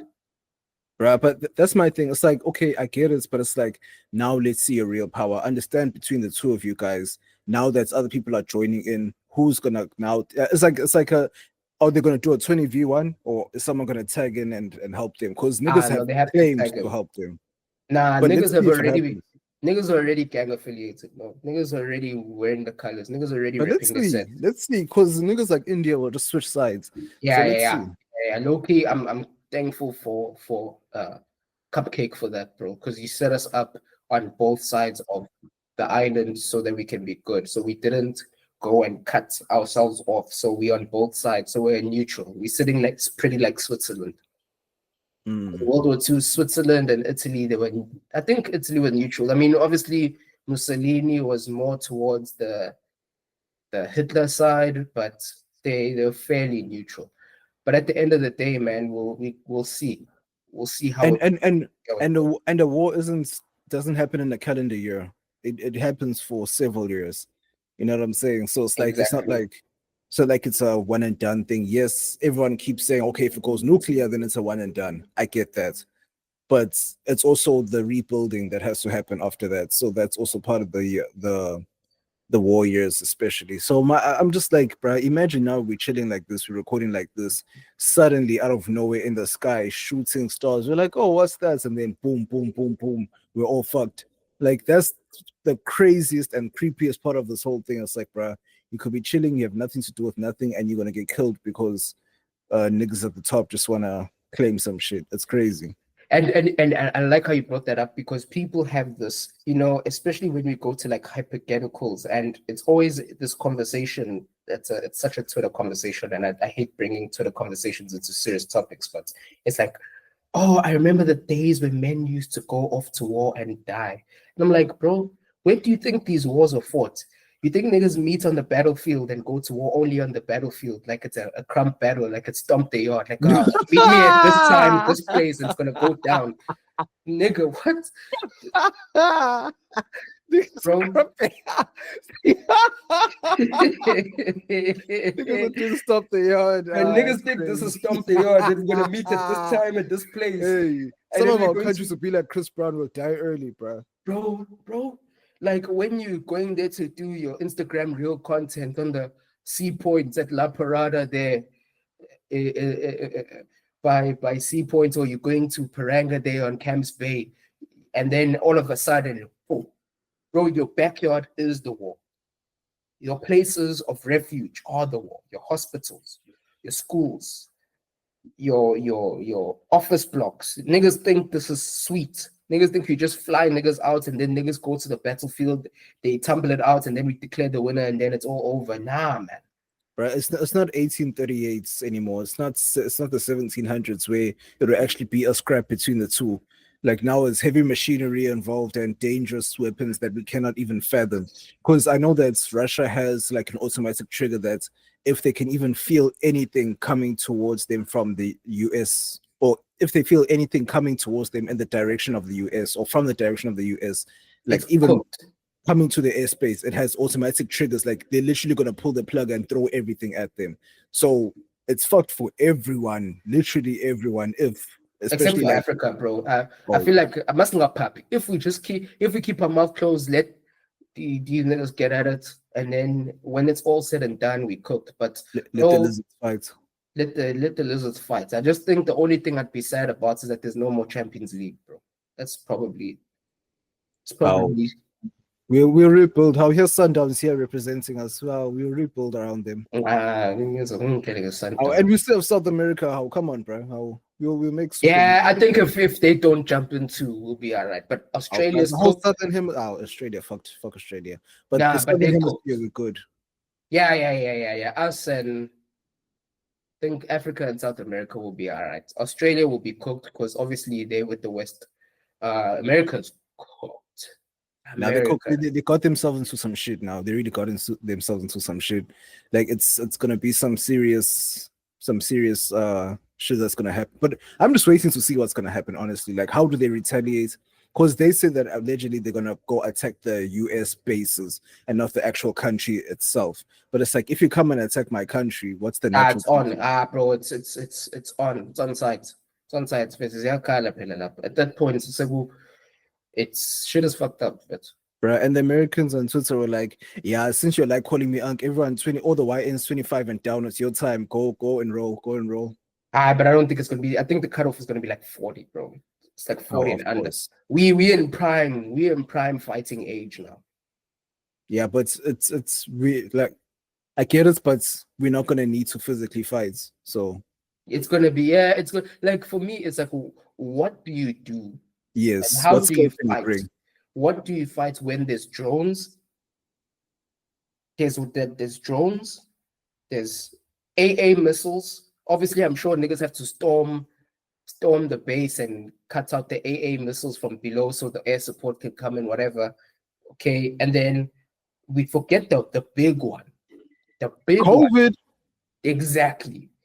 Like niggas can poison entire airstreams with the cloud seeding and all of those things that they do. They can poison entire water streams.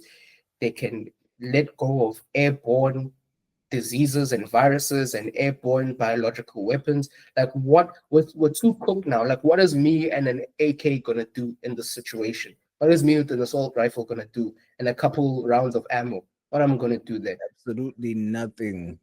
Bro, niggas they can't do shit. Like niggas are acting like we're gonna meet with swords and shields, bro, and go to it like Game of Thrones. Like, man, no, niggas think that we're gonna call this Gogi and all that shit just man. With spears and shit. It's not happening like that. It's, do you have a skill? Can you control a drone? You need actual proper skills to fight this war, because we don't have that kind of, like, that's what I was telling you. Like, I don't know if it was this previous episode or 2 episodes ago. I was like, nah, man, there's all, like, your algorithm will tell you everything that's happening in the world. You just have to pay attention. I always saw shit about wars and like defense mechanisms and all that shit. I'm just like, why does this keep coming up? And it keeps coming up frequently.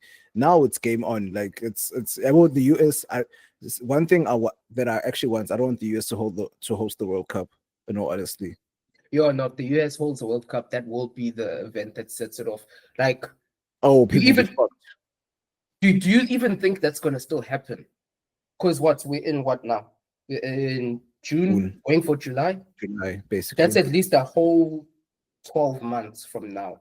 Do you still think the world will be in the same place it is now in 12 months? We'll have to see if niggas really do engage on the US. And if that's the case, they must bring it here then. Bring it here where? South Africa. Bro, I'm cool, man. What? I'm cool, man. You don't niggas came in 2010 and never left, bro. I'm cool. I'm cool, bro. I'm cool with global events, hey? I'm cool for a while. And it's not even, you see the money chats with it's gonna grow the tourism economy, whatever. Sure, cool. I understand that. That is valid. But I would really love to see something that can break down how much of that money funnels to the people who need it most. Yeah, that's true. Because even after 2010, it was supposed to bring more jobs and all of that. Bro, momentarily, but after that, it just only improved infrastructure, but not jobs. Exactly. And the thing is, if you are getting a gig, it's probably through the same channels where you have to get clicked up with the current government. If there's going to be a tender for sports parks, you already know they're going to release that tender, but who's going to get that tender? They already know who's getting it. Exactly. You get a young subcontract. If you're a nigga who has ingenuity, you can come up with something on the fly and get some quick business here and there. But that quick business for that month is not going to change your life. Unless you establish some serious networks and you start importing, exporting, doing something of that nature, maybe then you can get moving. But for the majority, a World Cup can come and go and they won't see the difference. It'll just be excitement in the air. Everyone will have an air of positivity and hope and whatever. And then, poop, it's done. We move. Right. And you know, one crazy thing about not even just war, just times of human uncertainty, there's always sex in the air. I don't know why. Yo. Am I You wrong know? though? No, Like you're not. COVID, like bruh, we were wilding at that time. Like a lot of events where we've had to like back away, even if you go back in history into the war times, it's always going on because it's like it feels like, oh no, we're dying, so let's, but or maybe it's just all we know. I don't know. As humans, it's just like, okay, now we feel the need to reproduce. Like I don't get it. It's like a respawn mod. It's a True. respawn mod. And I think this is where you see the evolutionary gap. Like we in the past 1,000 years, as a species, we've evolved more than we ever have in any other period of time, right? But we haven't evolved biologically. Biologically, we're still the same thing we were 1,000 years ago, even though life has changed so much. True. So True. we still like that level of evolution at a evolution. Leave the actual biology of your biological makeup, but just from an evil psych, like an evolutionary psychology perspective, that takes tens of thousands, if not hundreds of thousands of years for a legitimate change to be made. And So we keep creating things that weaken our bodies, so it's not going to happen anytime soon. exactly. So my thing is that we're still a Homo sapien. We're still just a slightly more sophisticated monkey. And then when things go left, man, the monkey brain just kicks in, which is what PPM is. It's your monkey brain just kicking in. And bro, for me, it's even to the Yeah, point because I where can swing from tree to tree with this thing. yeah. Yo. A whole elephant trunk. Back in the jungle, baby. Oh, it's niggas are Street not serious. sweeper. But if it's a Muslim chick, if it's who can think of such things, it's Kuluma game. It's wolf. It's niggas are thinking about. Come Oh, on. it's a street sweeper, bro. You must know. Who needs a rake when you can rake with your shit? Damn. Oh, damn it. Damn it. Damn it. But yeah, bro, it's live. It really is live. I think, when we were asking about the skills and talking about the skills, I think those skills and having artillery, and it's for the doomsday preppers, because the thing about war is when a government is thrown into disarray and a country is thrown into dysfunction, that's where militia groups, that's where rebel groups rise up, and then it's about keeping the law of the land then and there. Like because I'm looking at this issue of the police are outnumbered by private security, which means that when things go tits up, man, We if have you to do it don't, ourselves. you have to do it yourselves. And right now, I always think of like, I'm too segregated, bro. Man is all the way in the Western Cape. Like the core of my people are back home in KZN.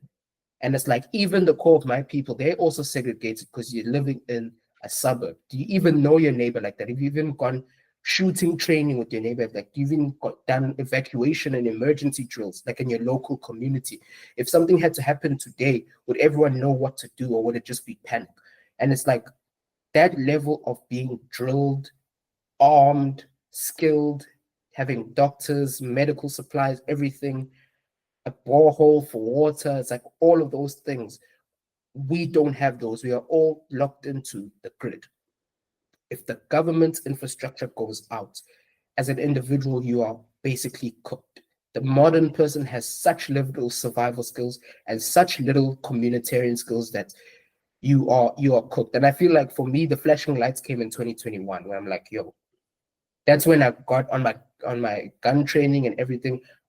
That's when I also started thinking about, yo, man, niggas need to start planting things, having your own food, whatever, and then start getting clicked in with security groups and being part of a neighborhood watch. So when something does happen, you know that you have someone you can roll with. Because when things get dark, hey, my boy, hey, I my boy. Yep, that's very true. And then, like you said, we're gonna default back to the original. So racism will be at an all-time high. If you just look dark, oh, pew, niggas will get you. So yeah. Yeah, and racism is just a form of tribalism that's just based on racial prejudice. So tribalism is going to happen too. True. Anything that's a difference. You're different from me at any level, you're a threat. If you're not No. one of my in group, I don't have time to hear you out. Nah, man, that's very true. But just to switch gears a little bit, did you watch the Sundowns and Dortmund game? Of course, I watched that. Hey, Dortmund, bro. I've never seen a team that was outplayed so much, but because Williams was being whatever, Yeah, he was playing around. he was doing nonsense that day. But like Sundowns was literally outplaying Dortmund. Dortmund was just playing normally. It's just that they capitalized on our mistakes, basically. You're a Sundowns fan, though? I will walk, bro. I'm busy thinking about father. Bro, My bad. I mean, it's W balls of it. So smoking that pack fit. So as a backup boy, they must catch those. Nah, like Must catch man, those hands, bro. it's because they're from our country, presenting us in such a prestigious tournaments. We have to. Don't have to do anything. No, we don't have to. But it's like it's interesting because they can actually play. Oh, that's what I'm trying to say. It's like you're gonna actually see something. It's not you're not sending platinum stars. Hey, bro, platinum stars, don't play on platinum stars, don't play on platinum stars. But still, bro, if you're gonna send them there, at least send the team that's. I'm just playing with you, dog. I know. I hear what you're saying. From a South African football perspective, it was impressive to see the level of technical ability that we have. But for me, it's like all my niggas know me as the resident German fan, so they were asking me. I was like, bro, Sundowns can win this. But it depends on which Dortmund showed up. And Dortmund they did a half and half because they're not really convinced about anything, those niggas, bro. Those niggas, if they were serious, they would have been a 5-0, but they hardly are serious. They're bottlers. And even I was tweeting as the game was happening, and when the I think it was the 2-4. When the 2-4 happened, I was like, bro, if these niggas are serious, they can do a comeback. They really can. And what's annoying is that Bellingham got man of the match when it was supposed to go to Ribeiro, bro. Ribeiro, it's a baller. He cooked. Because even with the first goal, he cooked. Jay, just setting like the tone and knowing that he was a danger every single time he had the ball. I know. And also the left winger. I don't know who man's name is. I didn't double check properly. But he was... No. Sorry. Uzwane. I don't know why I keep thinking of Percy Tau. Yeah, Uzwane. Yeah, but no, he was slicing and dicing. He was taking ankles there on the left wing. It's cooking. Reyners also played a pretty good game. Motiba came in and also did a thing. Like it was a solid display, man. It's just Ronwen Williams didn't cover himself in glory. But again, it's like it's Borussia Dortmund. Like Borussia Dortmund is one of those teams where it's like these niggas, I don't know. It's like, certain clubs just have characteristics. Yeah, it's in their DNA to bottle. Yeah, but they're like cucks. But even that thing of like when Barcelona cooked them in the Champions League, like, no, guys, go ahead and win this thing. I'm like, guys, what is this shit? Bro, do you see? It's a German thing, bro. Like, I think only it's Bayern, not a German thing. Yeah, only Bayern don't do that. That's what I'm saying. Only Bayern don't do that because, what is it? Leverkusen. Take care. What the fuck? What the fuck? I'm looking to destroy when we meet each other in the Champions League. What are you on about? Take care of him, guys. And Liverpool, they cooked Liverpool literally cooked Leverkusen like 4-0 in the group stage of the Champions League. It's like, no, take care of him, guys. Utter walk nonsense. Bro, I hate utter walk nonsense. I hate things like that, bro. I hate things like that. Like, and the thing that pisses me off about Leverkusen the most is that they puff out their chest and they're big dons when it comes to buying that guy. That's 150 mil. And then you fall to 120 and some add-ons with Liverpool. Bruh. And they even chopped it down to 116 to make it seem like they didn't break the record. So it's 125 with add-ons that take it up to 150. I don't know where that 116 comes from. It's just pure PR. And then niggas expect me to believe that Florian Wirtz, bro, is gonna earn less than Marcus Rashford. Nah, niggas are crazy, bro. Niggas are lying. But say, to switch it back to the Club World Cup, the way Flamengo, that admin wanted the smoke on you. But that admin's a fake demon. Deleted it right after. Yeah, he only deleted the Bugs Life joints, but the rest of them are still there. He I stood on know. business on a lot of them. He deleted a lot of them, but he stood on business on a lot of them. Demon time now, they want demon time, and it's like, oh, okay, so now trolling is now part of the, and it's good for banter and shit like that. It's like, no, it's kind of fire, but it's like, damn, that nigga was going crazy. Man called us London Blue, all that shit, took our piss name. Yo, that one killed me.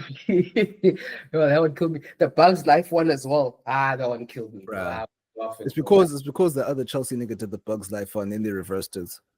No, but the thing is, man, I actually really I'm enjoying the Club World Cup because it's like arrogance, man. European arrogance is being crushed.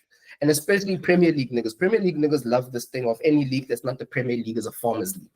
And I always say the same things that if it's a farmers league, why aren't you winning the Champions League every single season, cleaning house? Here's Flamengo here, bro. Bro, you can't blame Premier League clubs mostly because it's number one. There's only two of them there, and only Chelsea lost. City won, so you can't blame all of them. Yeah. But I'm just saying European arrogance. That's me zooming into the Premier League. Premier League is like that even amongst European I think it's only teams. Bayern and City were the only two that won against Brazilian teams. But then fair to PSG got sorted by Botafogo. Clipped them. Fluminense also held Dortmund, bro, for a 0-0. But again, like I said, Dortmund's not a serious team. Part-time footballers, those niggas. But it's like for me, it's the excitement of seeing the quality. Like these niggas, I was expecting every single game to be just a clean house, like running around smacking all these boys because they're not from Europe. But niggas are standing the ground. Like Inter took it to the wire against Urua Reds. That Japanese team. This is a real Champions League. Of course, it's not the best World Cup. World Cup. It is. Oh, it's a Club World Cup, but it's like, yes, it's not the best of the best because there's propaganda teams like Inter Miami and a few others. Because Inter Miami wasn't supposed to be there. Yeah, they're not. But obviously, that their star players are small hats. Did you see that picture going around with him with the small hats on? Hey, but footballers, I don't believe them. They have 5, 6, 7 different religions, so I don't know. Man, that man's a small hat. That's why they run propaganda for him so deep. Hey, bro, it's wild, but it's just like, nah, man. I like seeing the difference in style of play. Like you can see the actual difference. Whereas in the Champions League, you only see the European style. Yes, different teams have different styles, but it's just down to the coaches. This is down to the way, not necessarily the whole country plays, but how does your style fare against something else or another style, and the contrast of the other style? Like you've never heard not one African country or African team complain about the heat. We just playing because it is what it is. All these European countries complaining about the heat like they've never had some sun. Yeah, man, it's just excuses, bro. Like, Fetsu, there was a point where Jurgen Klopp was complaining about the wind when he was at Liverpool. Like, niggas just on excuses, bro. But the one thing I really do like, the tactical difference is like with European teams, they've become so systematic with how they put together formations, how they put together passing lanes and passing angles. So if you press and counter press niggas, you can actually disrupt that formation. And once that formation is disrupted, there's not a lot of ballers these days who can just come up with something on the fly that hasn't been rehearsed and training so many times. But when you look at the Brazilian teams, bro, this thing is just random. Niggas are just passing each other the ball just to feel the ball. It's like, oh, you're open. Okay, sure. Sure, me. Niggas just giving each other the ball and then they'll just make something happen randomly. And I love that. Like, that's football. That's the football I used to enjoy before all this counter pressing and the 3-5-2s, inverted fullbacks, and all the walk. Back in school, you guys split into your different teams. You take your positions. Yes, everyone has a specific position, but because you're open, you want to pass you, not because the game plan was to pass to this person. Yeah. So for me, man, seeing that and seeing how that the European teams were utterly bombarded by that, it was beautiful. We almost were to be okay. No, we weren't. Now we went. They caught us on one because that was their only shots on target with Boca Juniors. But those niggas are rough. Those niggas are thugs, bro. South American teams are thug niggas, man. That's racist.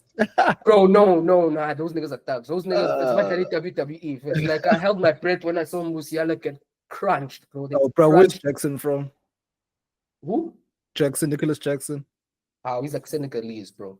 Oh shit, my bad. Why do I think you're South American? No, it's the other one, man. It's that other Jackson. What is his name? Oh, Nico Jackson is No, not Nico Jackson. The guy that played for Porto, he played for Porto, Yeah. he played for Ecuador or something. Oh no, Ec- Colombia. I know Valencia. Was it Valencia? No, No, his name is Jackson, bro. I can see him. Ecuador, you're right. Ecuadorian. No, Colombia. Colombia. It was Jackson, bro. I It's remember not. It's not a for, Jackson, but I know who you're talking about, though. No, his name it is a Jackson. He played for Jackson Martinez. Jackson Martinez. Jackson Martinez. That's the guy. He played for Atleti and he played for Porto. Yeah, I'm confusing him for Nicholas Jackson. My bad. Yeah, no, but like if it's that thing. What's his name? Godfrey is like our African niggas and then South American niggas, like Afro Latinos, like to act like they know black. Like me no black. If those just niggas, bro. Bruh. That's wild. But there was some news that came out. I need to find his name. About Ubabo Pumdani Msibi. He passed away. Man, that was OG commentator. Sensational commentator. To this day, I remember the clip. Was it Super Sports where the guy is like, how are your guys feeling? It's like, yeah, no, they're fans of me. And then the guy even switched. Like the guy was his OG commentator, OG sports presenter, man. No, but like, was he like? Why do I think this whole time that he was on that started the click bang? Who started that? Not Marawa. I don't think it was Mara who started click bang. Maybe. Let's see. Let's actually check. Check it out. Click bang. Click bang. Mansplain is increasing the level, my man. We even fact checking now. It's no more vibes and just talking out of our ass. Niggas are serious now. Coming with the facts. No, it's not Sumarawa, but let me check here. Let me play something here. I could have sworn. Not to Ukumet. No, it's not. Nah, but dog, like I thought it might have been Thomas Kumete, but the only click bang he's doing is in his pants, bro.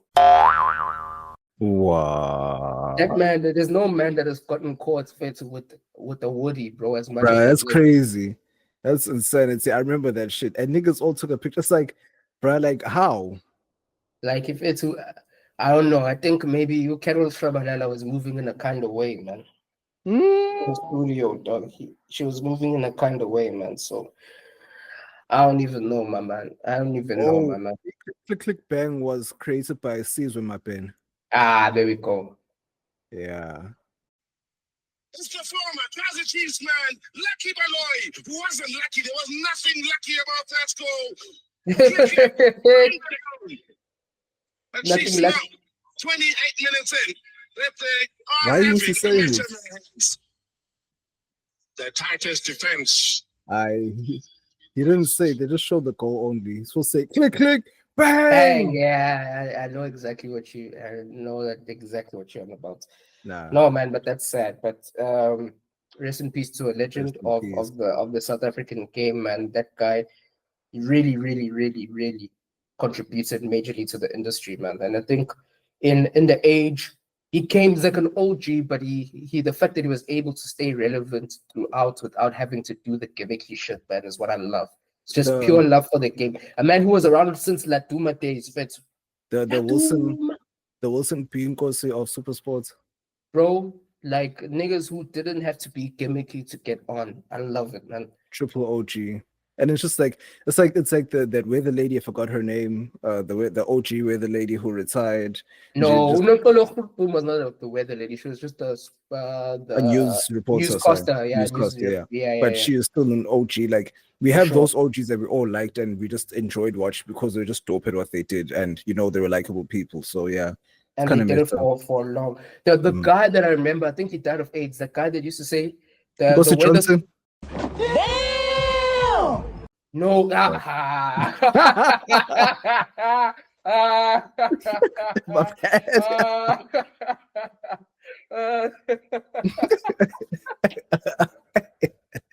bad. I'm If it's no, it's the guy that used to do the news weather broadcast and it's like every time it ended off, it's like so bad. I forgot Oh that. yes. I remember him. Yeah, I remember when he. Yeah. I remember it was like the biggest rumor that he died of AIDS. Yeah, man.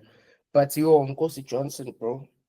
Yeah, sure, bro. This is why, bro. And I want to do a call back and yank it back to the real focus of the day, which is the PPM. But this is why PPM is so dangerous, bro, because this AIDS thing has evolved, man.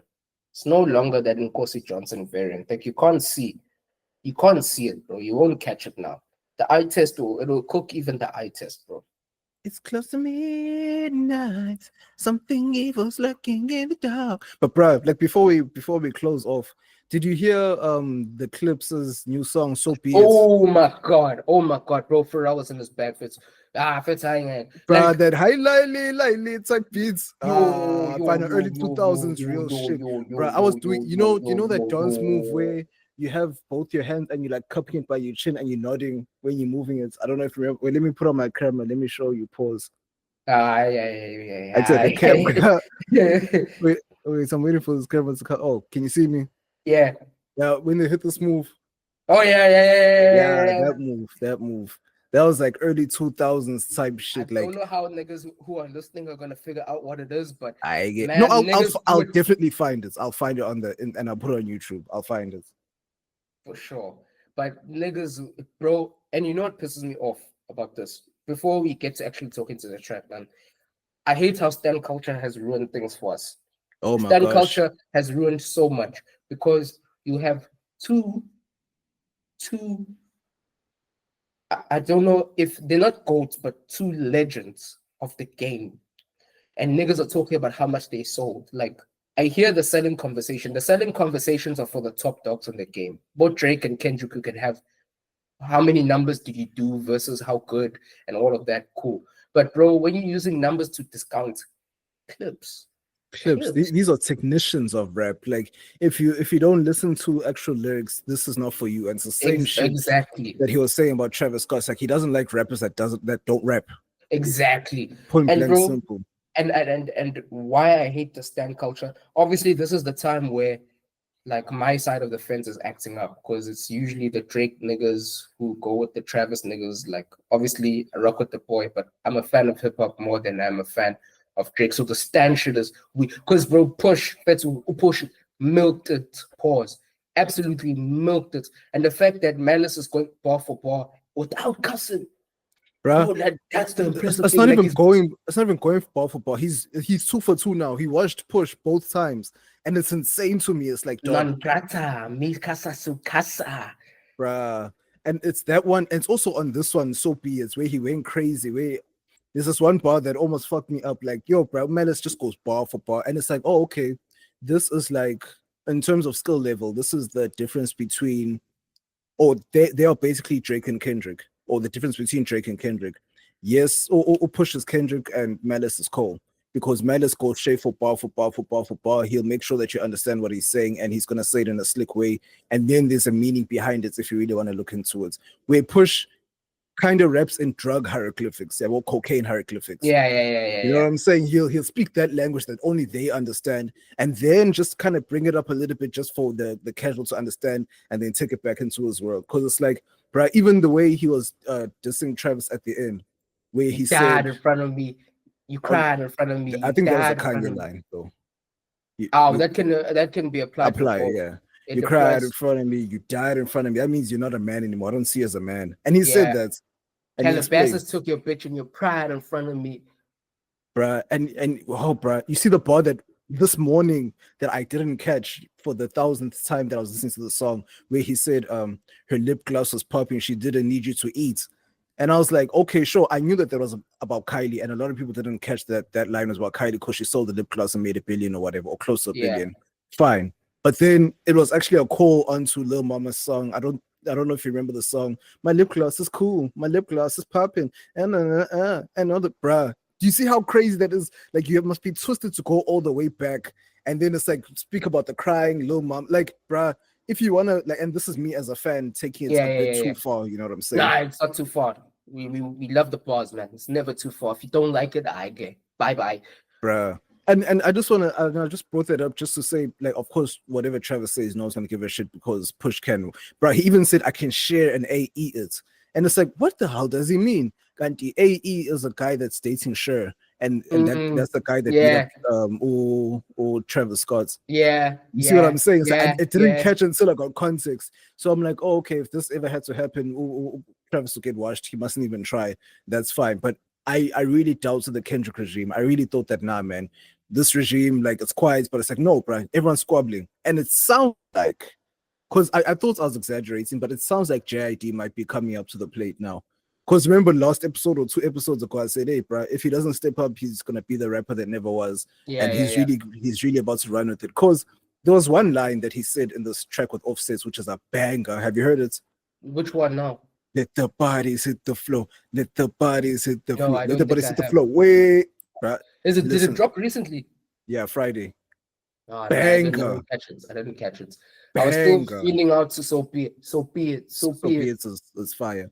But the Offsets and JID joints is a banger, dog. You'll love it. Because, like, Offset does this thing. He has his bars here and there, but JID takes it to another stratosphere. But he said one line where he said, why are niggas still shooting at Ricky when I'm the running back? Because also he used to play running back. He got a scholarship and all that shit. Yeah. So it's like, oh, and then when you really want to, like, deeply think about it, it's like, oh, why are you shooting at Cole when you know there's a vicious animal right here who's ready to?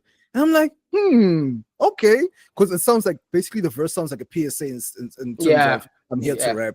You know I'm what here I'm saying? to rap. I'm here to get it. And bro, this is the spirit of hip hop. This is why I'm so irritated at people dropping think pieces about Push is so bitter. Bro, I don't care. He doesn't have to have a legitimate reason to hate Travis. As long as he gives me some bars, I'm happy. Let's go. Right, and this links to my conspiracy theory that's this whole Kendrick's boogeyman persona is just him trying to act like Pusha T. Because that man is just evil. Yeah, Push is about it. That man is sinister. He's sinister, bro. Sinister. And it's like devious. I'm not dissing you because it's fun. I'm dissing you because like you disgust me. Like it's just, bro. And someone broke it down on Twitter saying like it's Pusha T, Jay-Z, and Jeezy who rap about coke from different perspectives. Where Jeezy tries to motivate you using coke bars, or Pusha T basically breaks it down to discuss. To Jay-Z says, okay, sure, this is what you can achieve from that lifestyle or whatever. Yeah. I've made it, etc. But it's just like you can break it down. That's why Pusha T songs don't sound the same, especially if you have Pharrell making those fire ass beats. Like, yeah, I know they pissed him off to the point where he was giving all his best beats to the Clipse, bro. That album, July 11th, wow, my boy. Man, I need it. Bro. I keep saying shit like this should wake Cole up. It's like, hey, bro, niggas are, bro, like for me this year, verse of the year so far, I have Loaded Lux, I have Malice on either song, but more specifically the first joints, and then I have it was Malice, Loaded Lux, and Joey, of course. But it's just those three and Push, of course, he's been rapping, but those four have been like, bruh, it's not easy to get a verse of the year. I can even add JID as my fifth one, bruh. Like niggas are rapping today. Like it's no joke anymore. It's like no one's trying to make hits that are like sing-songy. Nah, niggas are scrapping. Yeah, and I love that. I really do love that. Like that whole Joey thing. And the whole Joey thing threw it to me into perspective that people are not really rap fans, eh? They're not. They're just music fans. And like it's sifting out all the bots that now that we're putting more credence into or more power into the actual lyricists. It's like, okay, we're sifting out people. Hey, bro, niggas tried to tell me Doja Cat was a rapper. Hey, niggas went at me on Twitter like, it's because she's not men, not niggas, men. Not niggas in general, men are saying, because she doesn't fall into your social constructs of what a rapper is. I'm like, that's not a rapper. What is she saying? Damn, Papa, you are wearing what you're scaring and a motherfucker wearing. What the fuck is she saying? I think you can say she's a rapper very loosely. Nah, she's a pop star that can rap. Point blank. Would you call Iggy Azalea a rapper? She is a rapper because she can't sing. She doesn't make pop songs. Or she does have pop songs, but she raps in those pop songs. She's just terrible. Because I still think like Doja, I don't know if Doja even has a pen, but Doja's pen is better than Iggy's. That's the thing, we don't know. But we call Iggy a rapper and we don't. Like Iggy is trash. But the difference with that is that Doja Cat is wildly successful on the pop side. So it's like, oh, that's how you came up. So we're gonna see you as that. We're not gonna see you as a rapper. okay, man, please, can we break this down? Because this thing always scrambles my brain, right? So look, Chris Brown can rap, Yes, but we don't call him a rapper. because he came He's up an singing R&B. and he Yeah, continues to sing. Yes, correct. So this thing of Drake being a pop star, where does this come from? Because I don't really think that's true. That makes but to me, he's a rapper that can sing. That's what exactly, Drake is to me. exactly. Because For he me, keeps that's all. like, sorry to cut you, bro, but he Sure, keeps coming sure. back to rap. That's the problem. It's like you're gonna say that he's a pop star, but his base is always okay. He has a new album to push. What comes out first? A rap song. Thank you. Because for me, when I hear pop star, I think of Chris Breezy. I think of like your Jason Derulo, Trey Songz, niggas, all those types of niggas who their main bread and butter is the singing, man. Yes, You know what I mean? like no, Bieber's a pop star. That's who a pop, like that's the definition. Even though people will come and bar you up here and there, but then on some trap shit, not on some that's Bugatti Biebs, but when he does that. Like, did you see the video? Is it not clocking to you that I'm standing on business? Business. You're not getting it. It's not clocking to you. It's not clocking to you that I'm standing on business, is it? Man's used every single Twitter, black people Twitter word and Linger. put it in one Oh my sentence. yeah. Nah, bro. But it's just like that's what I'm saying. Like someone like Drake, he's just a rapper that can sing. Because when it's time for him to actually get serious about his music and a project that he wants to roll out, the first thing he takes out is rap.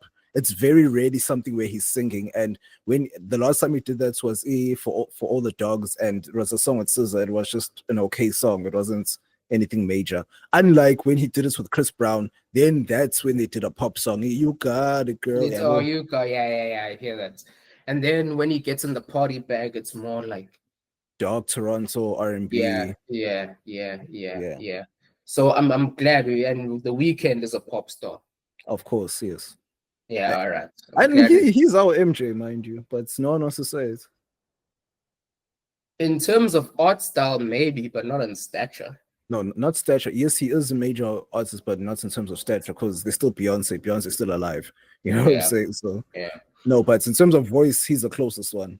Yeah, okay, yeah, voice. Like he was inspired by a lot of MJ stuff, so I hear that.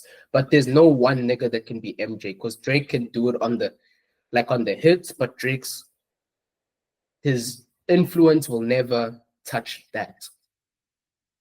Like niggas can copy or try to compare themselves to small parts of MJ, but they can never compare them to your shit. You? The nigga will use words he don't really know. Yeah, this. Ungangimizi mina la ekhulunywa khona isingisi, ungangisho kuthiwa ngabe uyapi. Manazi ukuthi niyokhuluma isingisi, ungangibizi ngoba angifuni ukuba lapha. Hayi isingisi bafethu singishayile man. Hayi singishayile ngifuna ukuhamba manje abafana babayi. No, English cooked me there. But what they I'm can't trying compare to him musically. No, they can't compare to him completely. Like the full package. Like, for example, niggas will bring up Chris Brown as a dancer with MJ, but that's the only thing he can even be within that realm or even be considered with MJ. Everything else of Chris Brown to MJ pales in comparison. Drake talks about the 13 number ones like MJ, but outside of that, there's not much else that you can talk about. Beyonce, you can talk about influence to her core fan base and how she shakes the room, but it's not in comparison to MJ. And Weeknd, we can talk about the voice, but everything else. And MJ's like the full package, the singing, dancing, performance, movement, impact, aura, hits. Like this nigga has been dead for over a decade. He hasn't released music steadily for almost 2 decades. Man is still...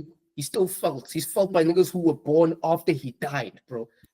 But and that's what I'm saying. That's the conversation we're having last week where you're saying your rents listen to 80 shit. Bro, I still go back and listen. Like when I was cleaning the crib, I was listening to Liberian Girl by Michael Jackson. I'm like, hey, bro, this shit came out way back when, but it's still fire to me now. Like, exactly. Timeless music is timeless music, straight. Exactly. So for me, it's like one of those ones where he's a one of one. Like if we're talking about music performers, he is the GOAT. Facts. He is the GOAT. He Of is course. the GOAT. I think he's, even when we talk about just celebrity status, he's also the GOAT there. Because no In a lot of actor, things. there's no actor, there's no nobody that can move the needle like that guy did. And when that guy still does. When he moved into a genre, he became the king of it. Exactly. He did disco, was the king of it. Did R&B, was the king of it. Did pop, was the king of it. Did rock and roll, was the king of it in that era at the time. Yeah. So Njiao. And any man that can walk, no, he's not. He wasn't even squad deep on his ones. He will go to a crime-infested favela and get a pass. Because remember, the government said no, but then the gang leader said yes. Yes, bro. What? Wow. No bulletproof, no nothing. Just your twinkly shoes. in the favelas on top of that. That's movement. Where they beef with the police so much that even the police know that I know some places aren't worth it. Yeah, motion. That's motion. But bruh, just to end off the music talk, have you listened to the Carter 6? Man, let's not go there. Bro, I haven't listened to it, but I've heard people play songs, and I heard the Elephants one. I was like, I'm not listening to this. Let's not even go there, bro. I feel like it's like Die Hero Live Enough. Or yo. Yeah, guess this.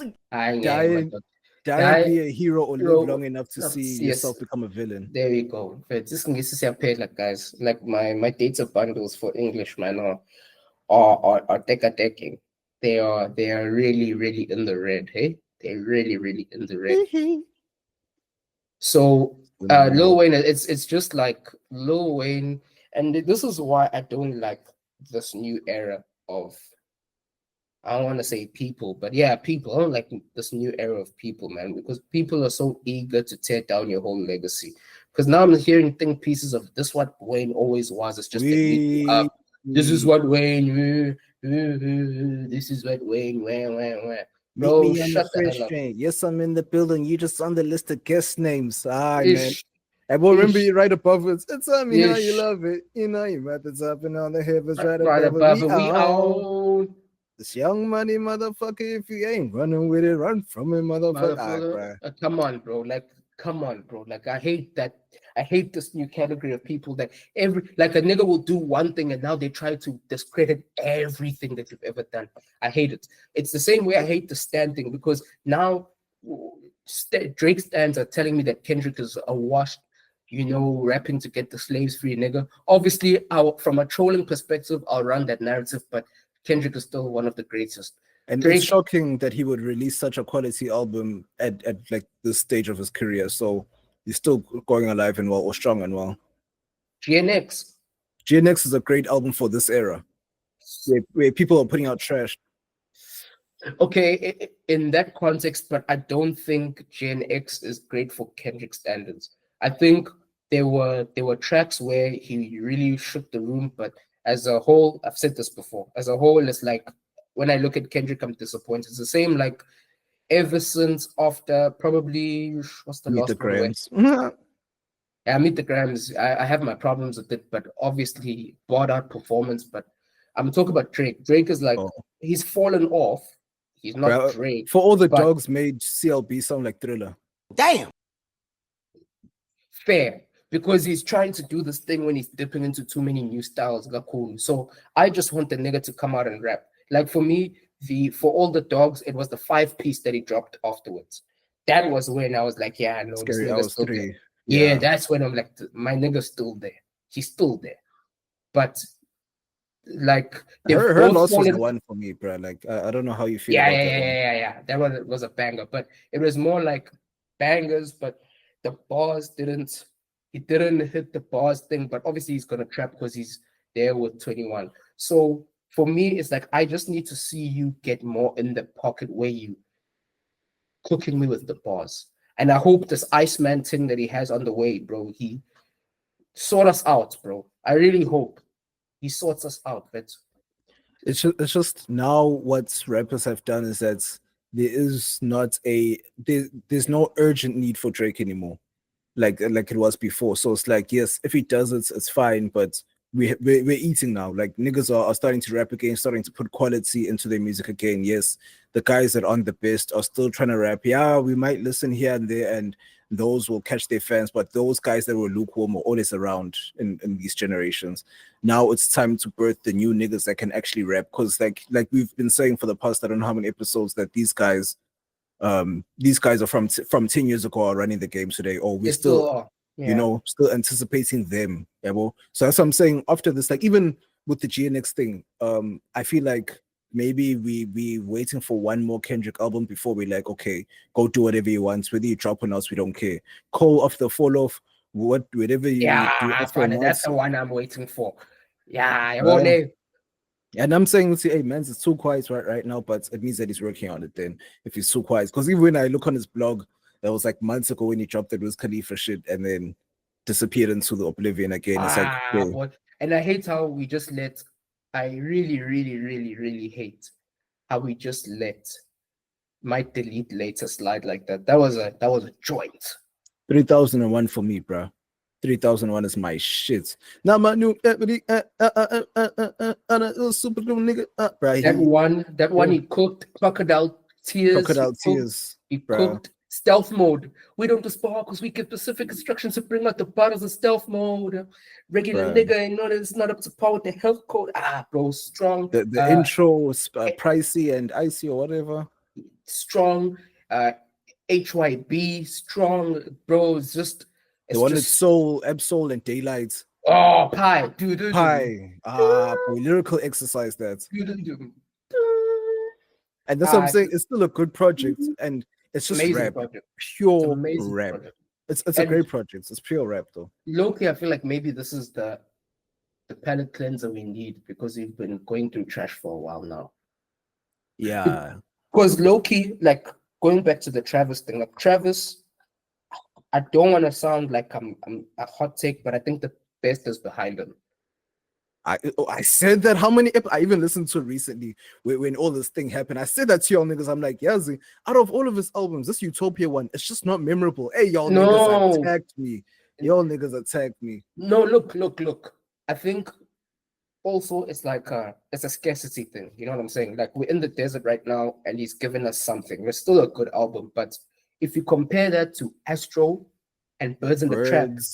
Yeah. Even the one with Skyfall on it, Days Before Rodeo. Days Before Rodeo and Rodeo. Ooh. Oh my. Man, Rodeo had hits, bro. Like you see Birds in the Trap. Okay.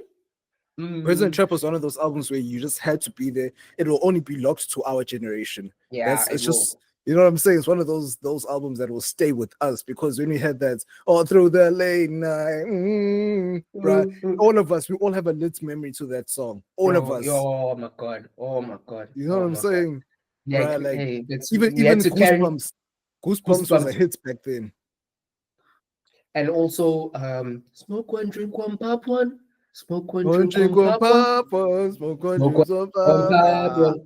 It's a strong. Right. Even what's the song? Pick up the phone, baby. Wow, boy. I know you home, baby. Through the ends.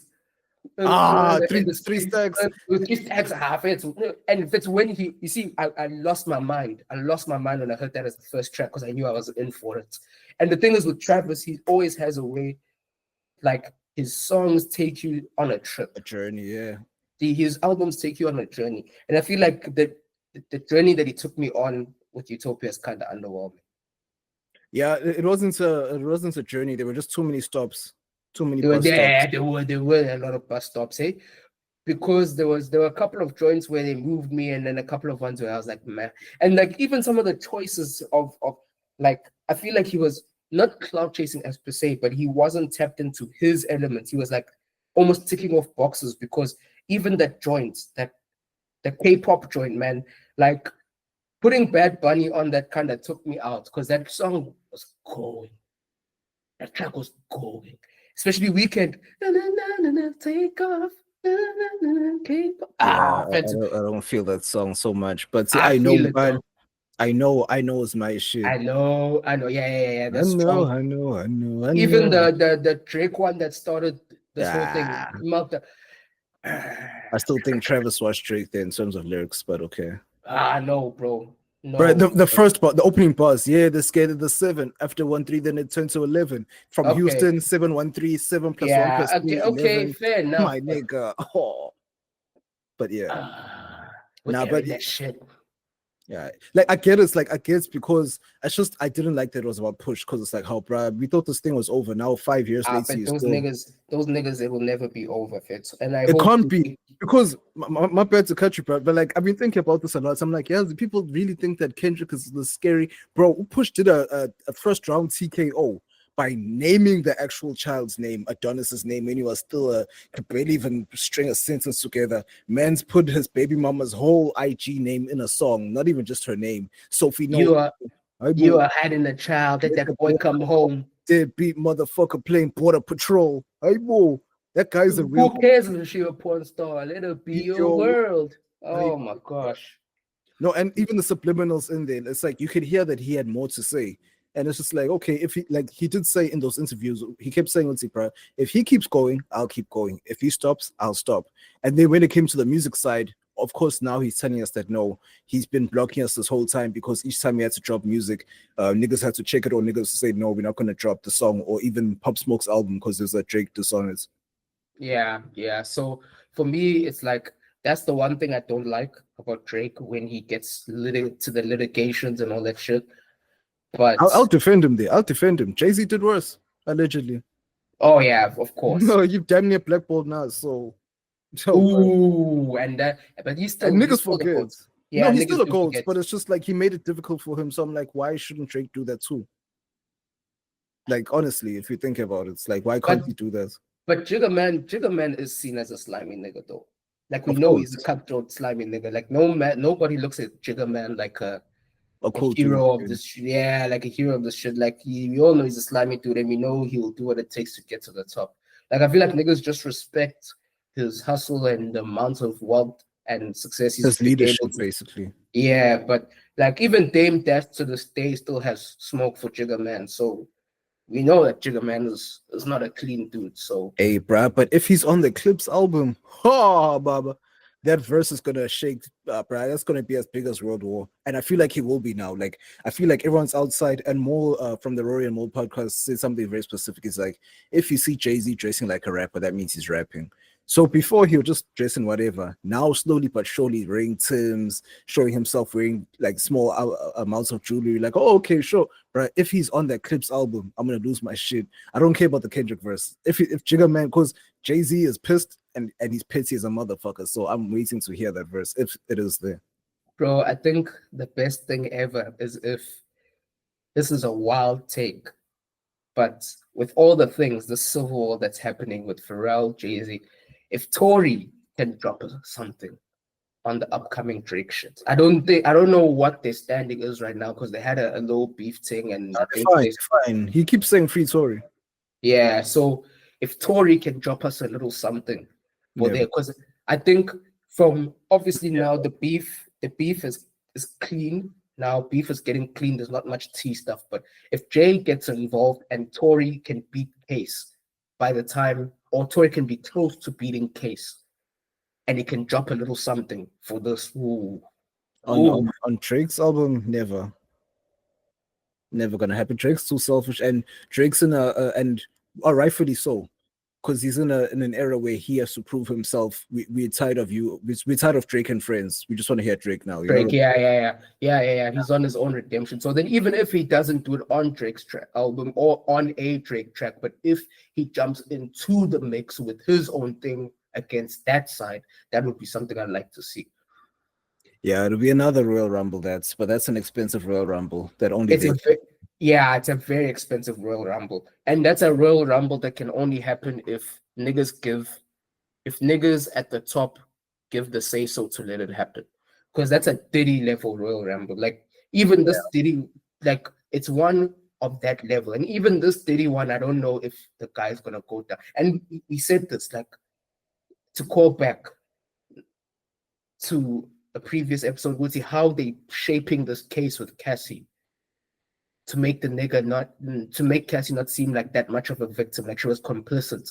Bro, like did you see the new things they dropped? Yeah, like it's damn near the same thing now. I'm kind of numb to the new stuff now. But it's like, I'm gonna kill you, and Cassie is now the shot caller, and oh man. Yeah, but that's what I'm saying. Like, I'm kind of numb to that now because they're not actually focusing on the case at hand and they're just stretching it out so that, like, no, man, this guy, he has a chance of getting out now because of the way that they're playing it. And I'm guessing there's too many top or high rollers involved for them to just. Yeah, they can't pull that file because his file, you pull his file, you pull everyone's file, but they've just isolated it to just the Cassie thing now. Like everyone else who's a bystander, it's just small settlements here and there, but the Cassie one now is the main one they're dealing with, and that one, it's looking shaky, bro. Shaky warrior. Things get shaky upon his son, and that was a deep ass ball, and Kendrick was wrong for that. But anyway, but anyway, man, this was another sensational pack for you niggas, man. Another sensational pack for you niggas, man. I think before we close, I think it's very important that you niggas remember. Stay strapped up, wrap it up, and make better decisions. Sometimes you need to put your penis on flight mode, niggas. Don't switch it on, but it's cost you too much, and it's going to continue to cost you too much. And also, you better wear latex because you don't want the because you don't want the latex saying that I'm latex. Text. Yes, exactly. And with that, we out. And as always, oh my bad. I'm niggas eager to get the fuck ASAP, man. Come on. Let's serenade it. Let's marinate it.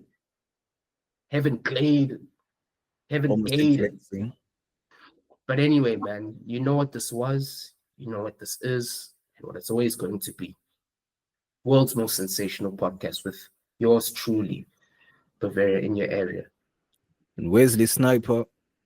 And as always, this was the Let Me Mansplain Podcast, the sensational Let Me Mansplain Podcast, where everything goes, just as long as we can mansplain it. We out. We gone.